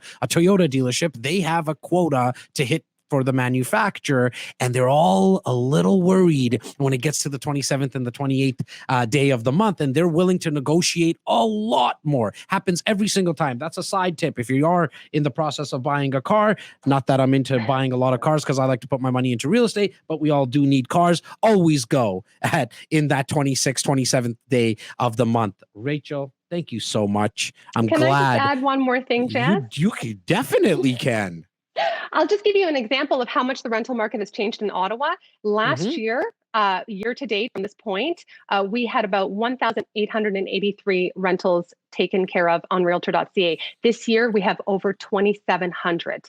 So, and just like you said, and I really want to reiterate that, we have just gone back to a traditional market based on the time of year. July was typically quieter. It was just what it was. And then August always picked up after the civic holiday. And we're already seeing that. When something is too good to be true right now, it could be an opportunity. And I think people need to take an opportunity now to really reflect on, as a rental, what you're looking for, because there's so much options out there. When we talk about immigration, when we talk about people going back to work, there's going to be some great things happening here, even pre-construction here in Ottawa. So much opportunity. And when you said traditional market, the one thing that I would just quickly add to that, generally speaking, you don't see the rates as low as we see them. Right. We're seeing them right now, right? So it really is one of the best case scenarios that we've ever seen, where you're getting into a time where there's not as much demand as we were seeing in months before, but the rates have stayed as low as they have been. I mean, I always tell the story. My first home, 2006, interest rate of 4.5%. Myself and my two older brothers, we bought 3 homes pretty much next door to each other, and we left that bank thinking we robbed it at 4.5%, right? Like, and now to be sitting at a 5-year fix that you can probably get under 2%, but call it 2%, 2.2%. I mean, that's not going to be something that we see for a very, very long time. Not that Bank of Canada has said that they're going to increase it, but we probably have a small window where we get this opportunity where demand's not as high and rates are as low as possible. Rachel, thank you so much. I can't wait to see you in person. I can't wait to see you in person until once we all get back to the live events that we're used to doing. Appreciate your time and look forward to doing this very, very soon. Thank you. You're welcome. All right, take care. All right, Stephen Rochester, I think we're headed over back to the west to go see Mr. Cory Matthews. No, not the guy from Boy Meets World, one of my favorite TV shows growing up. Much more handsome version of Cory Matthews in the Niagara region, covering Niagara Falls, St. Catharines, Thorold. I mean, he's going to talk about all the areas he covers. But let's bring on Cory. Stephen, how you doing, Cory? Hey guys, how's it going? Good. I was told, and if I'm wrong, we're gonna blame Tyler. But you had a big date a couple of weeks ago. Yeah, I just got married 3 days ago, so I'm still a little hungover. 3 days ago. So I'm still gonna blame Tyler because Tyler. In all fairness, I think Tyler said a week and a half ago. Congratulations. Yeah. Yeah, I know it was a big week. It was my birthday. We moved into our new house, and that we've been renovating for the last 2 months, and we got married. So it's been crazy. Just a regular week in your world. Eh? Yeah, that's amazing, buddy. Again, happy birthday. Congratulations on the home and obviously the marriage, my man. We've been doing this for a long time. You and I and REC and your outfit. What I've always enjoyed about your process and your expertise, Cory, is that you're truly an investor, and not that the others are not, but you're someone who really likes to get his hands dirty with certain types of investments. You mentioned the renovations, right? Didn't even know that you were working on one right now, and so I think that bodes well when you get into a lot of conversations with our clients and our REC insiders. But what do you actually first touch on, buddy? The areas. I kind of gave the Niagara Falls, St. Catharines, and Thorold, but I know there's others in that area that you cover in the Niagara region. What areas exactly do you cover? And then if you can go into what's happening in those markets. Yeah, for sure. The three main markets I cover, or the three main cities, are St. Catharines and Thorold, which kind of are one because St. Catharines kind of swallowed up Thorold. Then Welland, Niagara Falls, and then there's a whole bunch of little small markets kind of in between there. Fort Erie is kind of booming. Crystal Beach is kind of more of like the beach town on Lake Erie there. But yeah, we focus a lot for multifamily in Niagara, Welland, St. Catharines, because that's where you get the most kind of rental stock. Yeah. Now, why did you start with multifamilies, and what? Like, I know a lot of my insiders with you have done multifamilies. What is it about multifams that you like, man? Like, give us your a definition of what you consider being multifamily and why you like it. So, like, I like the sweet spot with 6 units and less because you can get residential financing on it, so you're still getting that like 2-3% interest. If you go above 6, you're going to start going into kind of commercial lending. You have a lot more expensive due diligence, right? You're going to be paying, say, up 6 units and above, you're paying $1,500 or $2,000 for an appraisal. You have to do an environmental in a lot of cases. So there's a lot more overhead. So 6 units below is a nice sweet spot. And I have a great contact that gets really good residential rates for those kind of units. The other reason I like them versus, say, a single family home, I still own single family homes too. And there's a good strategy within that as well. But the multifamily, if a tenant moves out, which happened to me right now, I have a tenant moving out and we haven't had time to rent it because we've been married and we're getting married and it's 1,000 things going on. So we still have 2 tenants there paying the mortgage and paying most of the bills. And that extra unit is pretty much most of our cash flow. So it's not, we're not stressed out about it per se. If it takes us an extra month to find a tenant there. Now, what are we seeing in the multifamily market? Like what in terms of price points in some of those areas? And if you don't mind, like break it up, like from the Welland to Niagara Falls and the St. Catharines. Yeah. What's kind of average price point? And then what's our months of inventory looking like? So average price points kind of have gone, we were buying stuff, kind of give you a 5-year trend. We were buying stuff in 2015, 2016 for like $200,000, $300,000. It's like a duplex or a single family home. And now they're going for upwards of $500,000, $600,000. Right? Like we just sold. So we just bought our own permanent residence. We bought our first place down here in 2015 for $200,000. And we just sold it to move some money into our permanent residence for $620,000. Right. And that was a duplex? And that was a duplex. Okay. Yeah. Right. So we've seen crazy growth, and a lot of the growth has happened in the last kind of 3 years. To give you perspective, there's one story I really want to share. So I think last time I was on here, I talked to you guys about the flip I was doing in Niagara Falls, and we bought it for $280,000. We put about $100,000 into it and sold it for about an $80,000 profit in August of last year. The people that bought it from us just sold it for $100,000 more over an 8-month period. Wow. right? And they didn't have to do any work. That was just passive appreciation, right? So our whole market with COVID and stuff like that, and people looking for more space in a backyard, and especially what they were talking about in Hamilton, people are leaving Hamilton and we're coming down to St. Catharines, right? Because it was slightly cheaper. So we saw this huge rush of Toronto buyers and Hamilton buyers coming down looking for more affordable houses. And also at the beginning of this year, people got priced out of Hamilton within a month because prices seemed to jump from like 650 to 730 really fast, right? On that. So then they ended up down where we are looking for an opportunity to buy.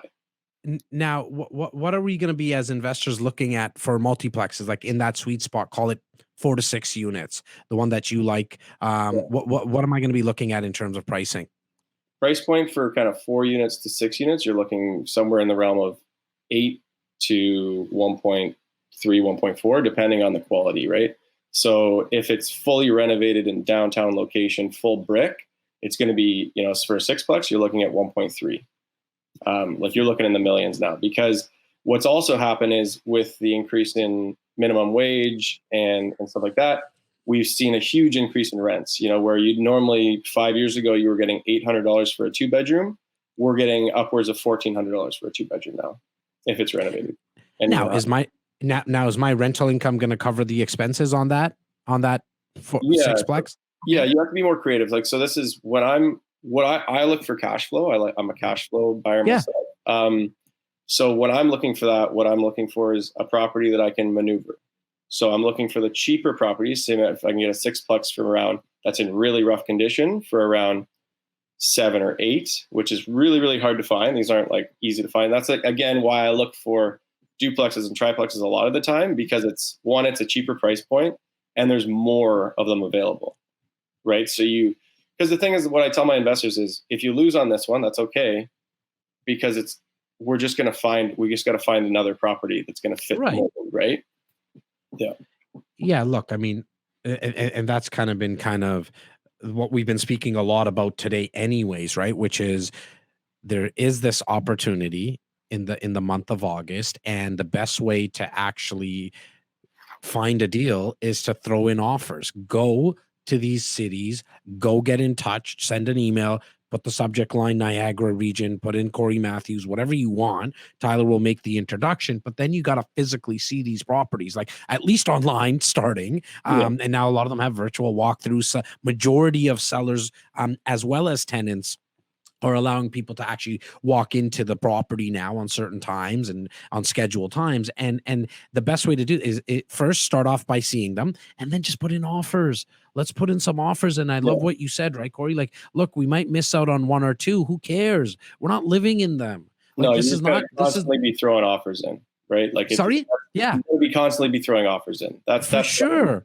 I offer on, at least one a month, kind of just to find, just see and test it, right? Because at a certain point, it's like law of averages. You're going to eventually hit the right person that's in the right frame of mind, that's willing to sell it to you at the right price point, right?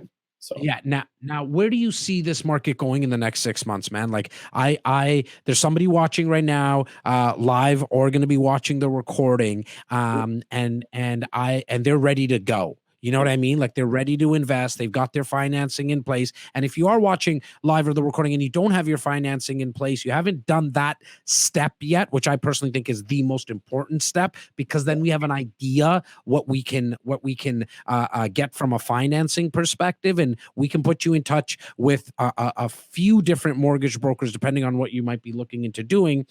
If you send an email to info@reccanada.com, subject line REAP, REAP, which stands for Real Estate Action Plan, Tyler will get that process started. But there's somebody who's gotten that already taken care of now, Cory, and they're like, okay, I wanna go and start looking, but they want to have an idea of where this market's going to be going. So why don't you talk a little bit about a forecast? Yeah, so I think we have a lot of exciting things going on here. So especially with COVID, a lot of people are looking for more space. A lot of people in their later years are looking for a place that's maybe less hectic, less people, that's there's more open space, there's nicer backyards for entertaining, and there's also golf and wineries. So what we're seeing is a large amount of young people, because they're still an affordable place, but then we also have this huge amount of people that are retirees coming down here, right? So we have that going on. Then we also have rumors of a ferry system coming in that's going to go from Niagara to Toronto in 45 minutes, which would create the commute from here to Toronto and be a huge game changer. We have the GO train coming down, which is great. But if that ferry comes in, it's like, to me, it's the appreciation that could happen down here is next level. Well, I mean, once the announcement came of the GO Transit, which was probably 4 years ago, I think the announcement came through, 4, maybe 5. We already started to see what happened with the price points. Our phones were ringing off the hook saying, guys, can you put us in touch with people in St. Catharines, get us a team in Niagara. I don't think it's complete yet, but the tracks are there. It's just the stations, I believe, are not actually complete yet, right? They're still finishing the turnaround in Hamilton as well, which is huge because they have to be able to come back and be able to not hit each other, right? So they need to be able to transfer. But yeah, that's a little bit of patience, which is always huge in real estate. Is, like I've been investing for 5 years, and the patience that I've had has paid off in spades. That's been incredible. Well, congratulations on that. There's a question that just came in the comments. So before I let you go, Cory, Ryan asks, what are the tenant profiles in your market, like in the Niagara region?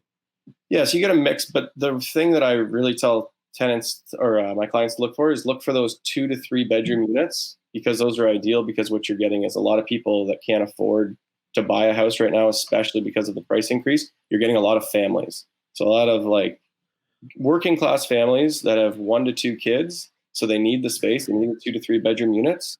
And you're going to get the top rent because there's so much competition for that. That tends to be the client base. And then you have, in your 1 bedroom bachelors, you tend to have more kind of single men or, people that might have gone through a divorce or whatever living there. But overall, it's kind of like blue collar working class people. But then you also have what we have now is we have a professor living in one of our places who just went through a divorce. We have somebody that's that came down from Toronto that was looking to test out the market before they, kind of bought here, right? Because it's a big decision, right? That's the thing I would suggest people doing too, right? You don't know if your job's going to come back. So it might be not a bad idea to rent in one of the locations just to try it out before you buy, maybe even for 6 months or 12 months, right? And then buy. But yeah, that's kind of our tenant base right now. Awesome. Cory, congratulations on everything that happened to you this past week. You've had a crazy week. Congratulations to you and the family, my friend. I look forward to seeing you in person. And thank you for everything that you do for the REC insiders and our community. For sure. No problem. Thanks for having me on. And I just missed one question, but our months of inventory is down to like 0.9.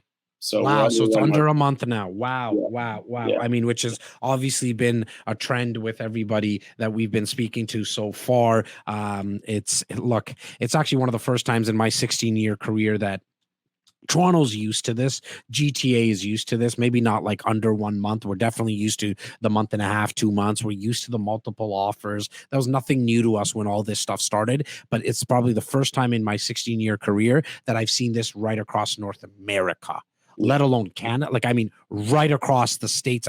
This new app, Clubhouse has gotten my agent community even larger now. And I'm speaking to these guys and gals, and they say the same thing, right? Like, you go into Timbuktu, Wichita, Kansas, or something like that. Like, you're seeing all these cities and states having multiple offers and very, very low months of inventory. But to you, my man, thank you once again. Awesome. Thank you. I'm going to go take a nap. You do that, brother. Thanks. Don't take too long of a nap because I know people are already emailing in the subject line, Niagara Region. Tyler's going to be making the introduction. You do what you always do with our guys and gals, buddy. For sure. Happy to help anybody. Awesome. I appreciate that. Rochester, brother, we got 2 more stops. Your energy feels good, looks good. I've known you for a while. You got the big smile on your face as the co-pilot. I'm just getting started, because now I know we have a long flight over to the west, and we're going to start with Calgary specifically, and we can touch, I'm sure, Natasha's can talk a little bit about Alberta as a whole, but she does a lot of her business in Calgary. I get a lot of messages from our insiders through social that have worked with her in the past, and just again glowing testimonials. Let's bring Natasha on. Stephen, how you doing, Natasha?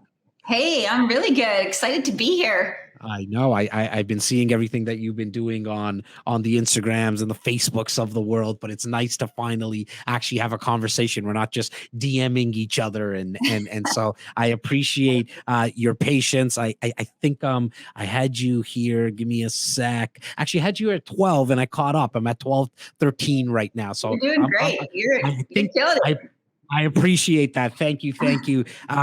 Natasha, talk a little bit about you, your team, how long you've been doing this in Calgary, and then I want you to just go like right into it, girl, for me and everybody who's watching today about what's happening in Calgary. It's always asked, like people love investing in Alberta, and then when they say Alberta, it's Calgary or Edmonton kind of thing. Yeah. But I see most people actually investing more into Calgary recently. So I just want you to talk about the market. Somebody says Oilers are Flames. I'm not starting to, it's always the Leafs around here. So it is what it is, but go ahead, Natasha. Clearly it's the Flames. Yeah, thank you so much for having me. I'm in Calgary, Alberta, as Jazz said, and I have a team of investment-focused realtors here, 6 of us, and I've been investing in real estate. I bought my first place at 20. I'm 39 years old and got the bug and have been pretty well addicted ever since. So I like to spend my days looking for deals. That's what I do. And sorry, Natasha, you call it the bug. I'm just a little bit more direct. I call it the best drug in the world. Like you're addicted to invest. Once you get addicted to investing, it's over. Go on. Exactly. And helping other people do the same, right? That's what it's all about. And the one thing about the Calgary market is, we've seen the ups and downs and everything in between. And the really great thing about that is I've learned a lot along the way, just through my, own work and my own investments, but also with all my clients. And you have to know what to do when the market is changing. And that's what we're really passionate about. I will absolutely tell you if this is not something you should be buying right now. And right now is no different for Calgary. Like hearing everyone else speak, there's kind of these generalizations you can make about other cities. And Calgary there's a lot of variance in terms of months of supply, what's happening with pricing, and even rent. So you need to be very specific in terms of property type and location when you're talking about things like even months of supply. Right now, there's a variance between 2 months on the single family detached house of upwards of 7 months on condos. And so months of supply, those are 2 different markets. One's a seller's market, one's a buyer's. So 2 different strategies. But going back to your point about why people are investing in Calgary, I think that's really the main point to kind of get across today. And it's really about affordability, cash flow, the numbers, and the long-term buy and hold strategy. 100%. Now, when you say like affordability and price points, what can investors expect, right? And maybe you can kind of go through the whole gamut in terms of condos and really more for like investor product, which to me is that duplexes and then maybe upwards into multiplexes as well. What's kind of some of the price points that investors can expect? So most of our investors that are looking at Alberta want to at minimum break even, but they're looking for cash flow. And so exactly what you said, duplexes up to 4plexes is the most popular product. And we can do that on new construction or on the resale market. So purpose-built rentals, purpose-built investment property is what Ontario investors are buying up. And then the resale market is doing well as well on secondary suites and 4plexes. But for pricing, you can get a house with a legal basement suite in it, anywhere between $450,000 to $500,000. And those cash flow really well. So you're cash flowing, $500 a month on something like that, pretty easy. And in areas of growth, you talked a lot about transportation. So I'm a big fan of that as well, of like, just follow the train and you'll do well, like that's simple. don't make it complicated. And Calgary is no different. And so looking in those corridors of growth, where's the employment opportunities happening and the transportation improvements happening, and then combining that with the right product type is how we get to the great numbers that we're all seeking. Okay, so I might make a little bit of a generalization here because you brought it up earlier. Who's renting these places? Because to me, it's always tied to the oil industry and what's happening with oil. And I know that in itself is the generalization because there's more than that happening. But I want you to educate me more as well as my insiders on who's renting these places. Yeah. And the first kind of question I ask people is, who do you want your client to be, right? If you want a downtown condo, you're not going to have the same tenant as you're going to have in the, suited duplex in the suburbs. The one thing about Calgary, I would say that's very different than really any other city is like we have land for days. Okay. It's like we have so much land, and we're not that big of a city where if you're living right in a new construction community, most people have cars and you're easily driving downtown in 30 minutes, 25 minutes. And so it's okay for a, family usually in these types of properties looking for the 3 bedrooms, 2.5 bathrooms, right? A yard and a garage. Those are the people who are likely on the way to home ownership themselves. They're tenants that aren't a lot of headache because they're kind of established already, and they can afford to pay the kind of higher rents. Whereas if you go downtown and buy, say, a condo right downtown right now, the prices have not come down enough to put you in a positive cash flow position. The rents are not high enough to do that. And so you're struggling with vacancy. There's no cash flow. Your tenant profile is really coming and going in a bit of a revolving door. So who do you want your tenant to be? And then we'll kind of steer you in that direction in terms of what we're looking for. Whereas you could get a very cheap condo right now and pick up, like you said, August, go shopping, go throwing in offers, all that stuff. You can get a great deal. But if you don't have someone to live in it, then Yeah. Now, when you spoke about the 7 months of inventory with condos, like where is that? Is that in downtown Calgary? You're experiencing that? Wow. And do you think that is all based on like what's happened with the lockdown? Because that's what happened in Toronto. Once the lockdown happened, within 3 months. So March was lockdown. April, June-ish is when I started to kind of start making my content around condos going on sale. Is that why we're seeing so much months of inventory there? It's been a problem prior to COVID. The trend of kind of pushing out to the suburbs and getting more for your money was absolutely happening here before. For reasons I just said, where you can live out in the suburbs, it's not that far and you can still work wherever. So more for your money. And just the downtown core itself, even businesses have been looking for cheaper office space, moving to business type parks where the parking is cheaper or free. And so there's been really this push for getting more for your money for everywhere. And our downtown was hit the hardest when it came to the recession. And so things were overbuilt, oversupplied in every sector downtown. And it's going to take time for that to, rebound. It's just, I'm just not there yet. Now, you also spoke about legal duplexes. Yes. Within new construction. So this is being done by the builder. It's legal. You don't need to go through the permits. Where are these being built? And let's kind of use that as a case study, if you don't mind. And I know I'm kind of putting you on the spot, but I know you kind of know it anyways. What are the numbers like there? Like, what am I buying? Like, how much am I buying it for? And then what's going to be my rents on something like that? So the most popular product is a half a duplex or semi-detached, like you say in Ontario, with a legal secondary suite in it.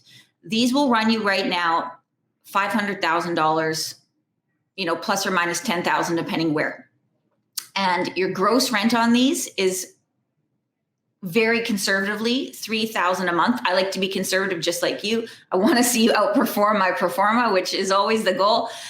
So let's say $3,000 gross a month, and you're still sitting in that positive cash flow position, of several $100s very easily. So that's really the bread and butter of what most of our clients are going for. And just sticking with that kind of case study, how long does that take to get built? Is that like 2 years or a year? Because it's only a semi, so I don't think it's going to take 3 years or 4 years to build.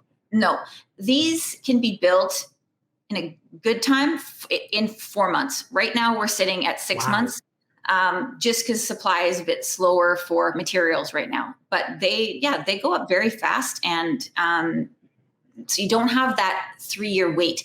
In Calgary, that's not as big of a benefit as it is in other cities. You have your money just sitting there tied up, and you don't get the same appreciation that you're seeing in other cities. I mean, this year we're sitting about a 10% appreciation. So to have your money sitting there, not appreciating, and you're not getting any cash flow in for 3 years does not make sense in Calgary. So I'm really like waving the flag of let's get you in there as soon as possible, not be waiting for something for several years. But going back to your comment about 6 months, I mean, I think that's great, right? Like you're not waiting 3 years, reasonable. right? Yeah, that's really quick. Now, me as an investor, I'm going to need to put down 20%.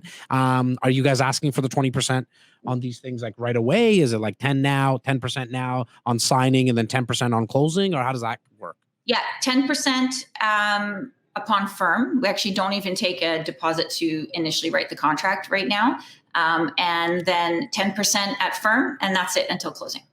Okay, awesome. And so again, and are these readily available? Is that something that's readily available? Okay, great. So if you're watching right now live or the recording and you want to get in touch with Natasha, just shoot a quick little email to info@reccanada.com. You can put in Calgary, you can put in Natasha, you can put in Flames. It doesn't really matter. Just start waving the flag. We'll get you in touch. We'll get you in touch with Natasha and her team. Where do you see this market going, Natasha, in the next 6 to 8 months? Yeah. Just to add one more thing, a lot of people ask, like, how can I buy something from outside of Alberta? And they're worried about that.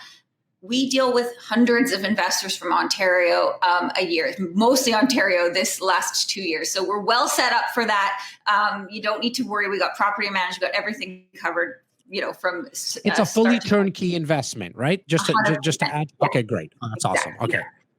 So what I anticipate here is us to sit in more of a balanced situation in the next 6 months. I loved your comment about August, because it's like August and December are the 2 months where people are sleeping and distracted. So now's the time to go find deals.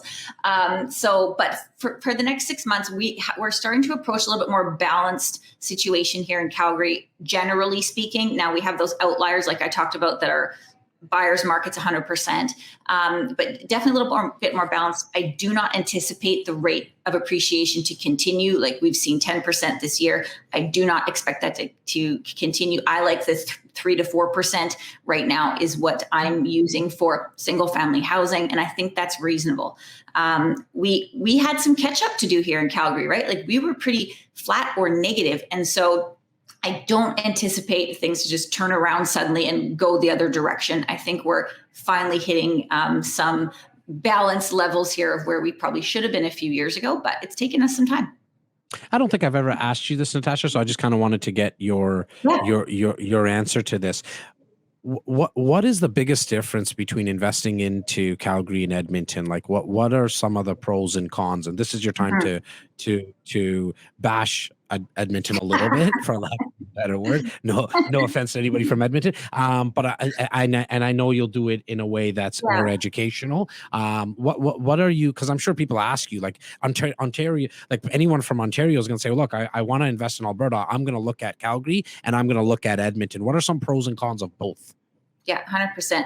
They're similar cities in terms of like how they're laid out and the property types. And I've lived in both cities at different points in my life, but what I love about Calgary and the draw to this city, earlier you talked about immigration and populations moving around. The draw for Calgary is the mountains as a lifestyle.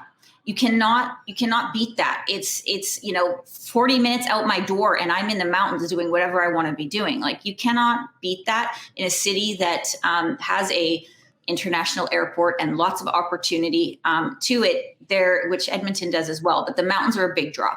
comparing the two cities in terms of like employment opportunities, people tend to consider Edmonton to be more of a blue collar town and Calgary to be more of the white collar town. But the markets will move in similar directions. Edmonton tends to lag a little bit behind Calgary in good or bad, like either direction. So, but you can expect them to do similar things. And it really just comes down to what you're looking for in the investment and what you're looking for it to do, as always.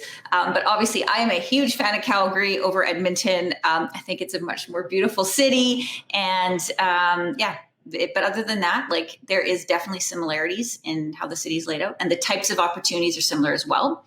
Yeah, I love it. Go ahead. Sorry. Go ahead.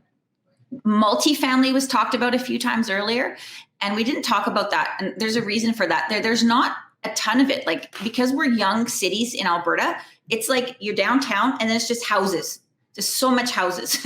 You have small multi-residential units, but you don't see a lot of these 25, 30 unit buildings. So people tend to amass smaller multi-units as they build their portfolio instead of one larger property. And the numbers are way better that way for both cities.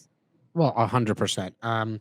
Yeah. Natasha, thank you so much for your time today. I Thank really you. appreciate it. And you did do it in a classy way. There's a couple of comments coming through and they're all light, so it's good. I appreciate your time.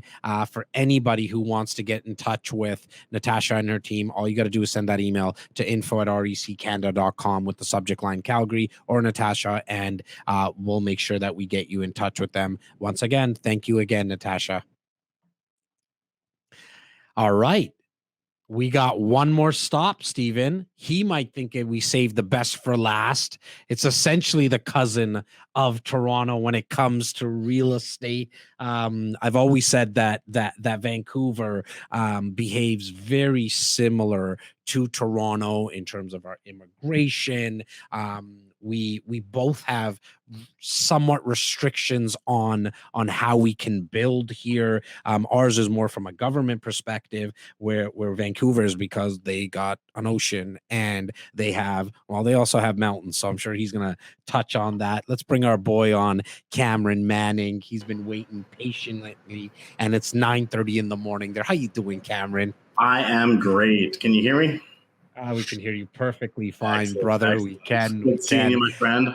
It always is nice seeing you as well, you and the whole crew over there. I was saying really quickly off air, I mean, and you and I speak about this, have spoken about this so many times, right? Like Toronto and Vancouver really behave very similar when it comes to the real estate market, right? I mean, they're both always battling on who has a higher appreciation. I actually like that you guys, your average prices is higher, because it's a great indication, like within our own country, we see from a new build perspective, and that's how I base a lot of my forecasts on, like what's happening in the GTA, what's happening in the GVA, for example.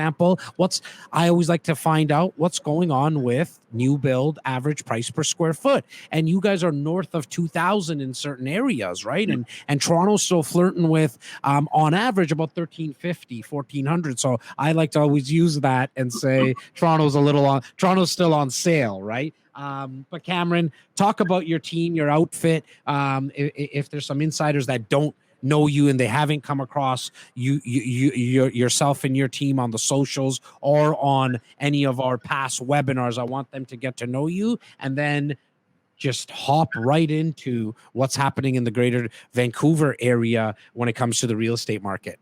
Sounds good, brother. Well, I mean, again, thank you so much for having me on here. It's always a pleasure. I mean, Jazz and I, we've been chewing it up when it comes to Toronto and Vancouver for a couple of years now. And I kind of go back to even the podcast, and I'll touch on that, the one that we did at the beginning of the pandemic, because honestly, we made some predictions in that podcast, and almost every single one of them that we said came true. But I'll circle back to that in a bit.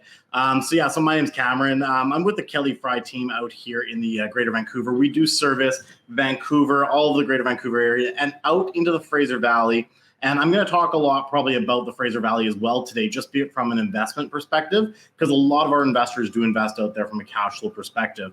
But yeah, I mean, you can look us up, Kelly Fry Team, on almost anything that you find. You can look me up on my stuff. We're really excited because our market is honestly, we're in a position, and you've heard it from all the other speakers, but we're in a position where we're great for investing right now if you know where to take advantage of and you use this window of opportunity. Because same thing like everyone else, we've had a little bit of a slowdown with the demand side of things. You know, we're not seeing the 30 to 40 offers that we had before, the $300,000 and $500,000 over the asking price. And I'm not making that number up. We saw properties going 500,000 over. But again, Jazz mentioned it. It's about looking at the comps. It's not about the sticker price, because we all know it's artificially low, and people fixate on that number and they think that's value. So, but we're not seeing that as often. We're seeing agents now pricing it slightly lower, still to get a couple of multiples. We're seeing, you know, maybe 20, 30, 40,000. The highest one I had to do recently was 110,000, but we actually got it, in my opinion, below market based on the most recent sales in the area. So my clients felt very happy. They were very comfortable with the price we offered, and it was justified. So that's the key thing there. But yeah, I mean, honestly, our market, like Toronto, we are beating you guys right now as most expensive. However, I do tend to find that the Toronto tends to start the trends. You know, when I see them slowing down, I was having a conversation with Justin Konikow a couple of months ago, and things were slowing down for you guys, and it was still crazy for us. And then we slowed down. And their market's been ramping up. Your guys' market's been ramping up again. Now ours is. So while we may be leading the charge on price, you guys tend to lead the trend. So it's kind of awesome for me to watch what's happening for you guys and say, okay, I have to be prepared because that's coming to my market. So again, how that dichotomy works with the two cities there. Yeah. Now, what did you guys experience the same in your condo market? With the lockdown? Like I have to admit, I forget, like while we were going through that September, October 2020, we saw the dip in our prices with condos significantly, like 10% below what they like. We haven't seen that in, I don't think, ever. Right. And so did you guys experience the same thing? In our downtown core, we definitely did. Okay.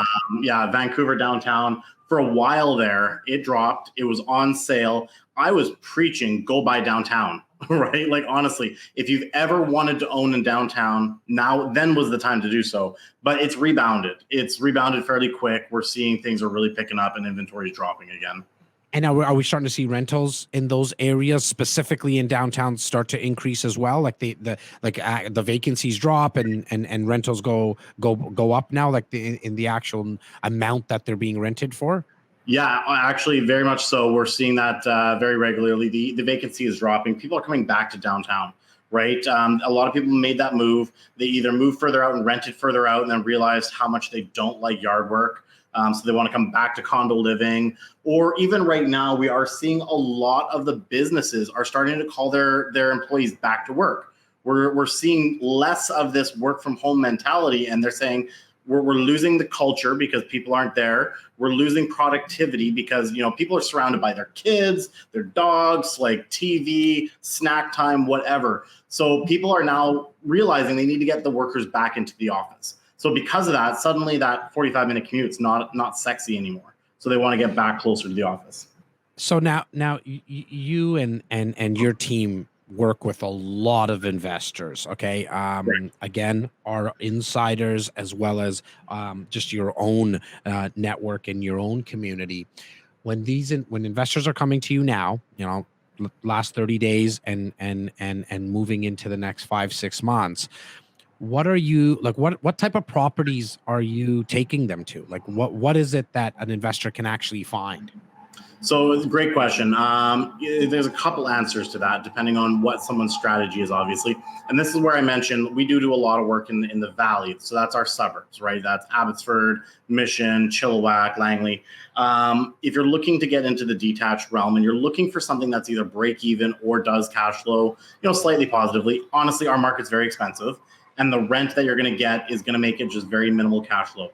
That's not the advantage of the Lower Mainland. The Lower Mainland's advantage is we are a strong appreciating market year over year over year. And like Jazz said, honestly, this double-digit returns right now has been insane. Like the growth, I do like that more steady eddy. You know, I would say between the 5 to 8% realm is kind of more stable for us. But we are going crazy.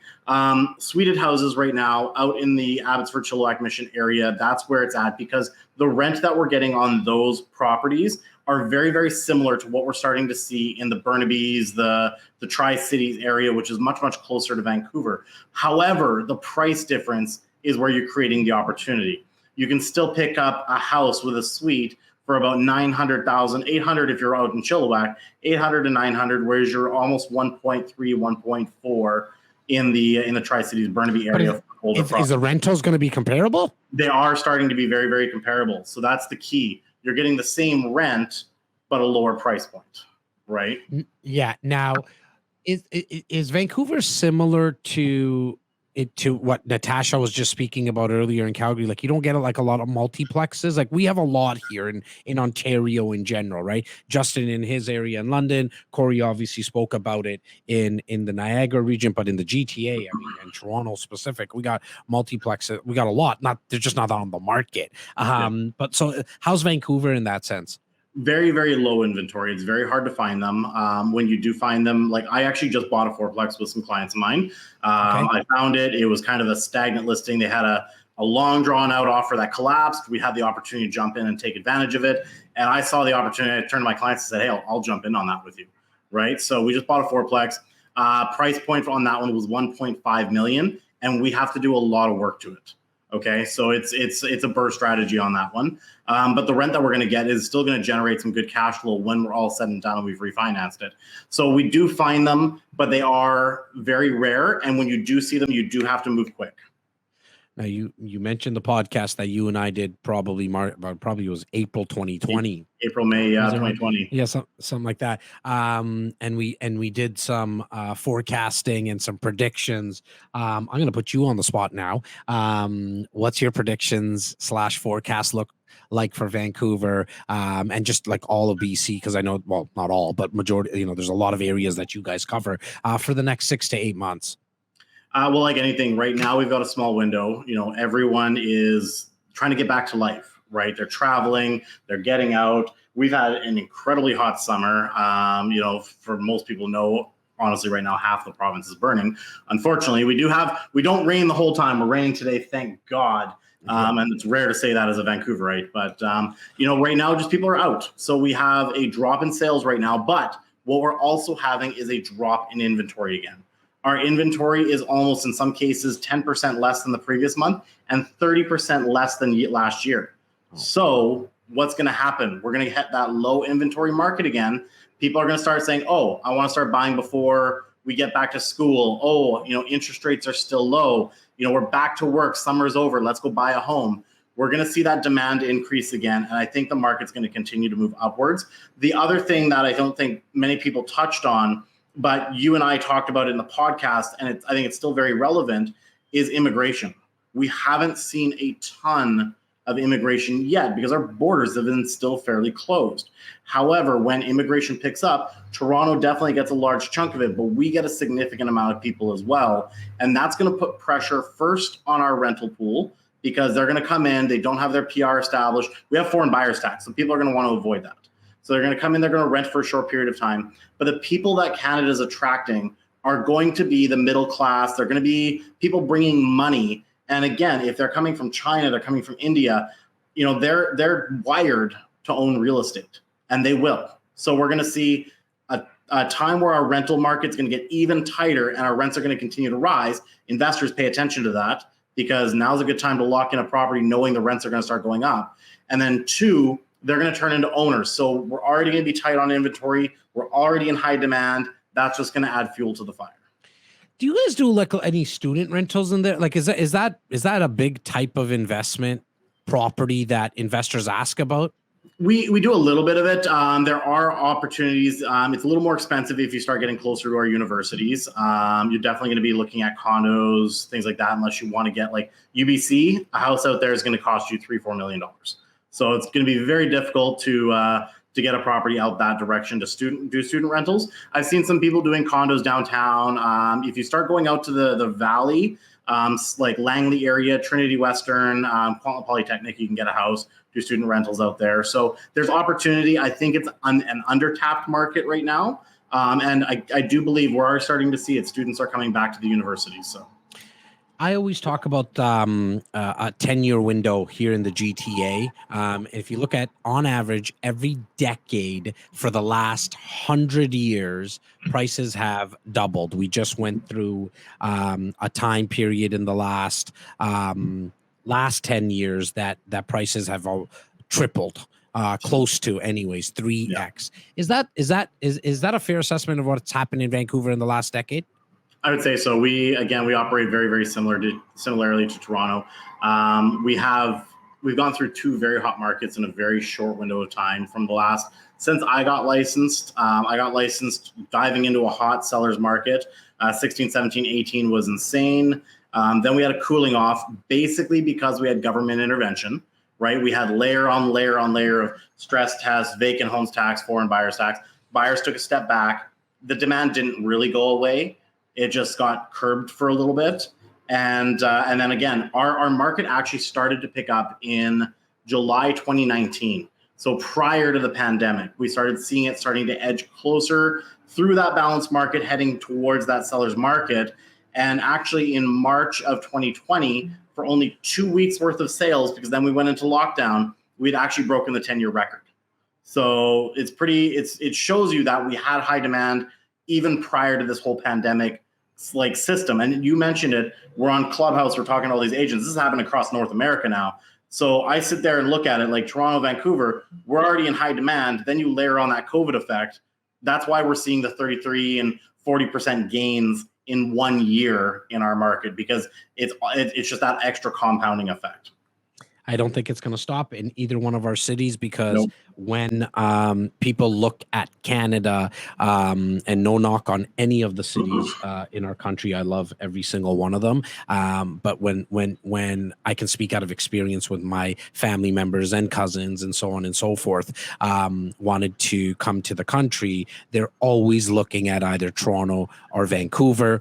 And because of that, it's just basic supply and demand. Like I can't emphasize that enough, that when you have as many people coming in and you're restricted on the supply, because we have legislation and we have the lake to the south, but neither one of us have figured out what Dubai figured out, and to build on water. You guys with the ocean north, and on the northern side, you got, I guess it's the northern side. You have the mountains that kind of. That's correct. Yeah, and then even to the south, we've got the border. So we're right on the border. So So we're both landlocked. We got this. We're both on a real estate island, and that's why you see these massive appreciations. Like there's a reason for it, because land is so valuable. Land is so valuable. We're not making more of it. We've heard all this before, but I really want somebody who's watching live right now or the recording to understand why values continue to go up in both of these cities at the rate that they do, because of simple supply and demand. Cameron, thank you so much, my man. I look forward to, and I said it to everybody today, and I definitely want to say it to you as well. I look forward to having the live events again, where we get to hang out, eat, break some bread together. And thank you for everything that you do for the REC Insiders. You're absolutely welcome. And sorry we didn't catch you last week, because I actually did this flight literally 3 days ago, flying back to Toronto. I apologize for missing you, my man. Hey, I wasn't around. Yeah. All good, man. Hey, I just wanted to answer your question too. You've been asking everyone else. So months of inventory, right? Obviously. So we are definitely still in a seller's market, and it does fluctuate depending where you're looking and what category. I looked at specifically detached in Vancouver. We're looking at 4 months, but when we look at it as an average, we're about 3 months in the greater Vancouver area and only 2 months out in the valley. Because again, that big push, everyone's been coming to the valley. And then there was an interesting article that I read here recently. It's awesome that you had someone from Halifax on, but they were talking about how the two biggest winners in terms of population growth have been the two coasts. So Halifax and Vancouver, because a lot of people are coming out to Halifax from the east, and we're getting a ton of Albertans. The Albertan plates are getting ridiculous out here. All the big Ford F-150s and Dodge Rams are coming over from Alberta. And so we've definitely seen that's been a big indicator in our demand as well. So I just picked up an F-150, so I understand the truck analogies. I love it. My man, thank you once again, Cameron. Say hi to everybody at the team, brother. You betcha. Thanks so much. Awesome. Thank you. Did I see somebody else just sign in? Do we have another guest? Or that was just a little ding in my headset. To everybody on brunch, I hope I did you guys justice doing this solo today. To my brother Simos, I know you're watching the recording. I missed you today. I look forward to having you back. We all do. Take care of what you need to take care of there, buddy. To all of our REC insiders, if you want to get connected with one, two, or all of the people that you saw on today's brunch, it's simple. Send an email to info@reccanada.com with either the city or the person's name on it. If there's any questions that I did not get to and I did not ask any of our guests today, please send us an email at the same email address. Put it in the subject line. We'll get your questions answered. Tyler, I know you're still in the back there, buddy. Big shout out to you, Tyler. Stephen Rochester, thank you for everything that you did, co-piloting this with me. Why don't you say hi to everybody and just wave? He's walking away because he has some other technical stuff to still get to. To everyone, I appreciate you. Have yourself a safe weekend. Get some time with your family. If that's the vice that you need to do. If you're working, go work hard, go all in, whatever it is that's going to make you happy today. For me, it's happiness over everything. I hope we brought you a lot of value in terms of what's happening in all these cities across the country. At any time you want to get in touch with anyone on our team, it's that same email address, info@REC Canada. Have yourself a great weekend, everyone.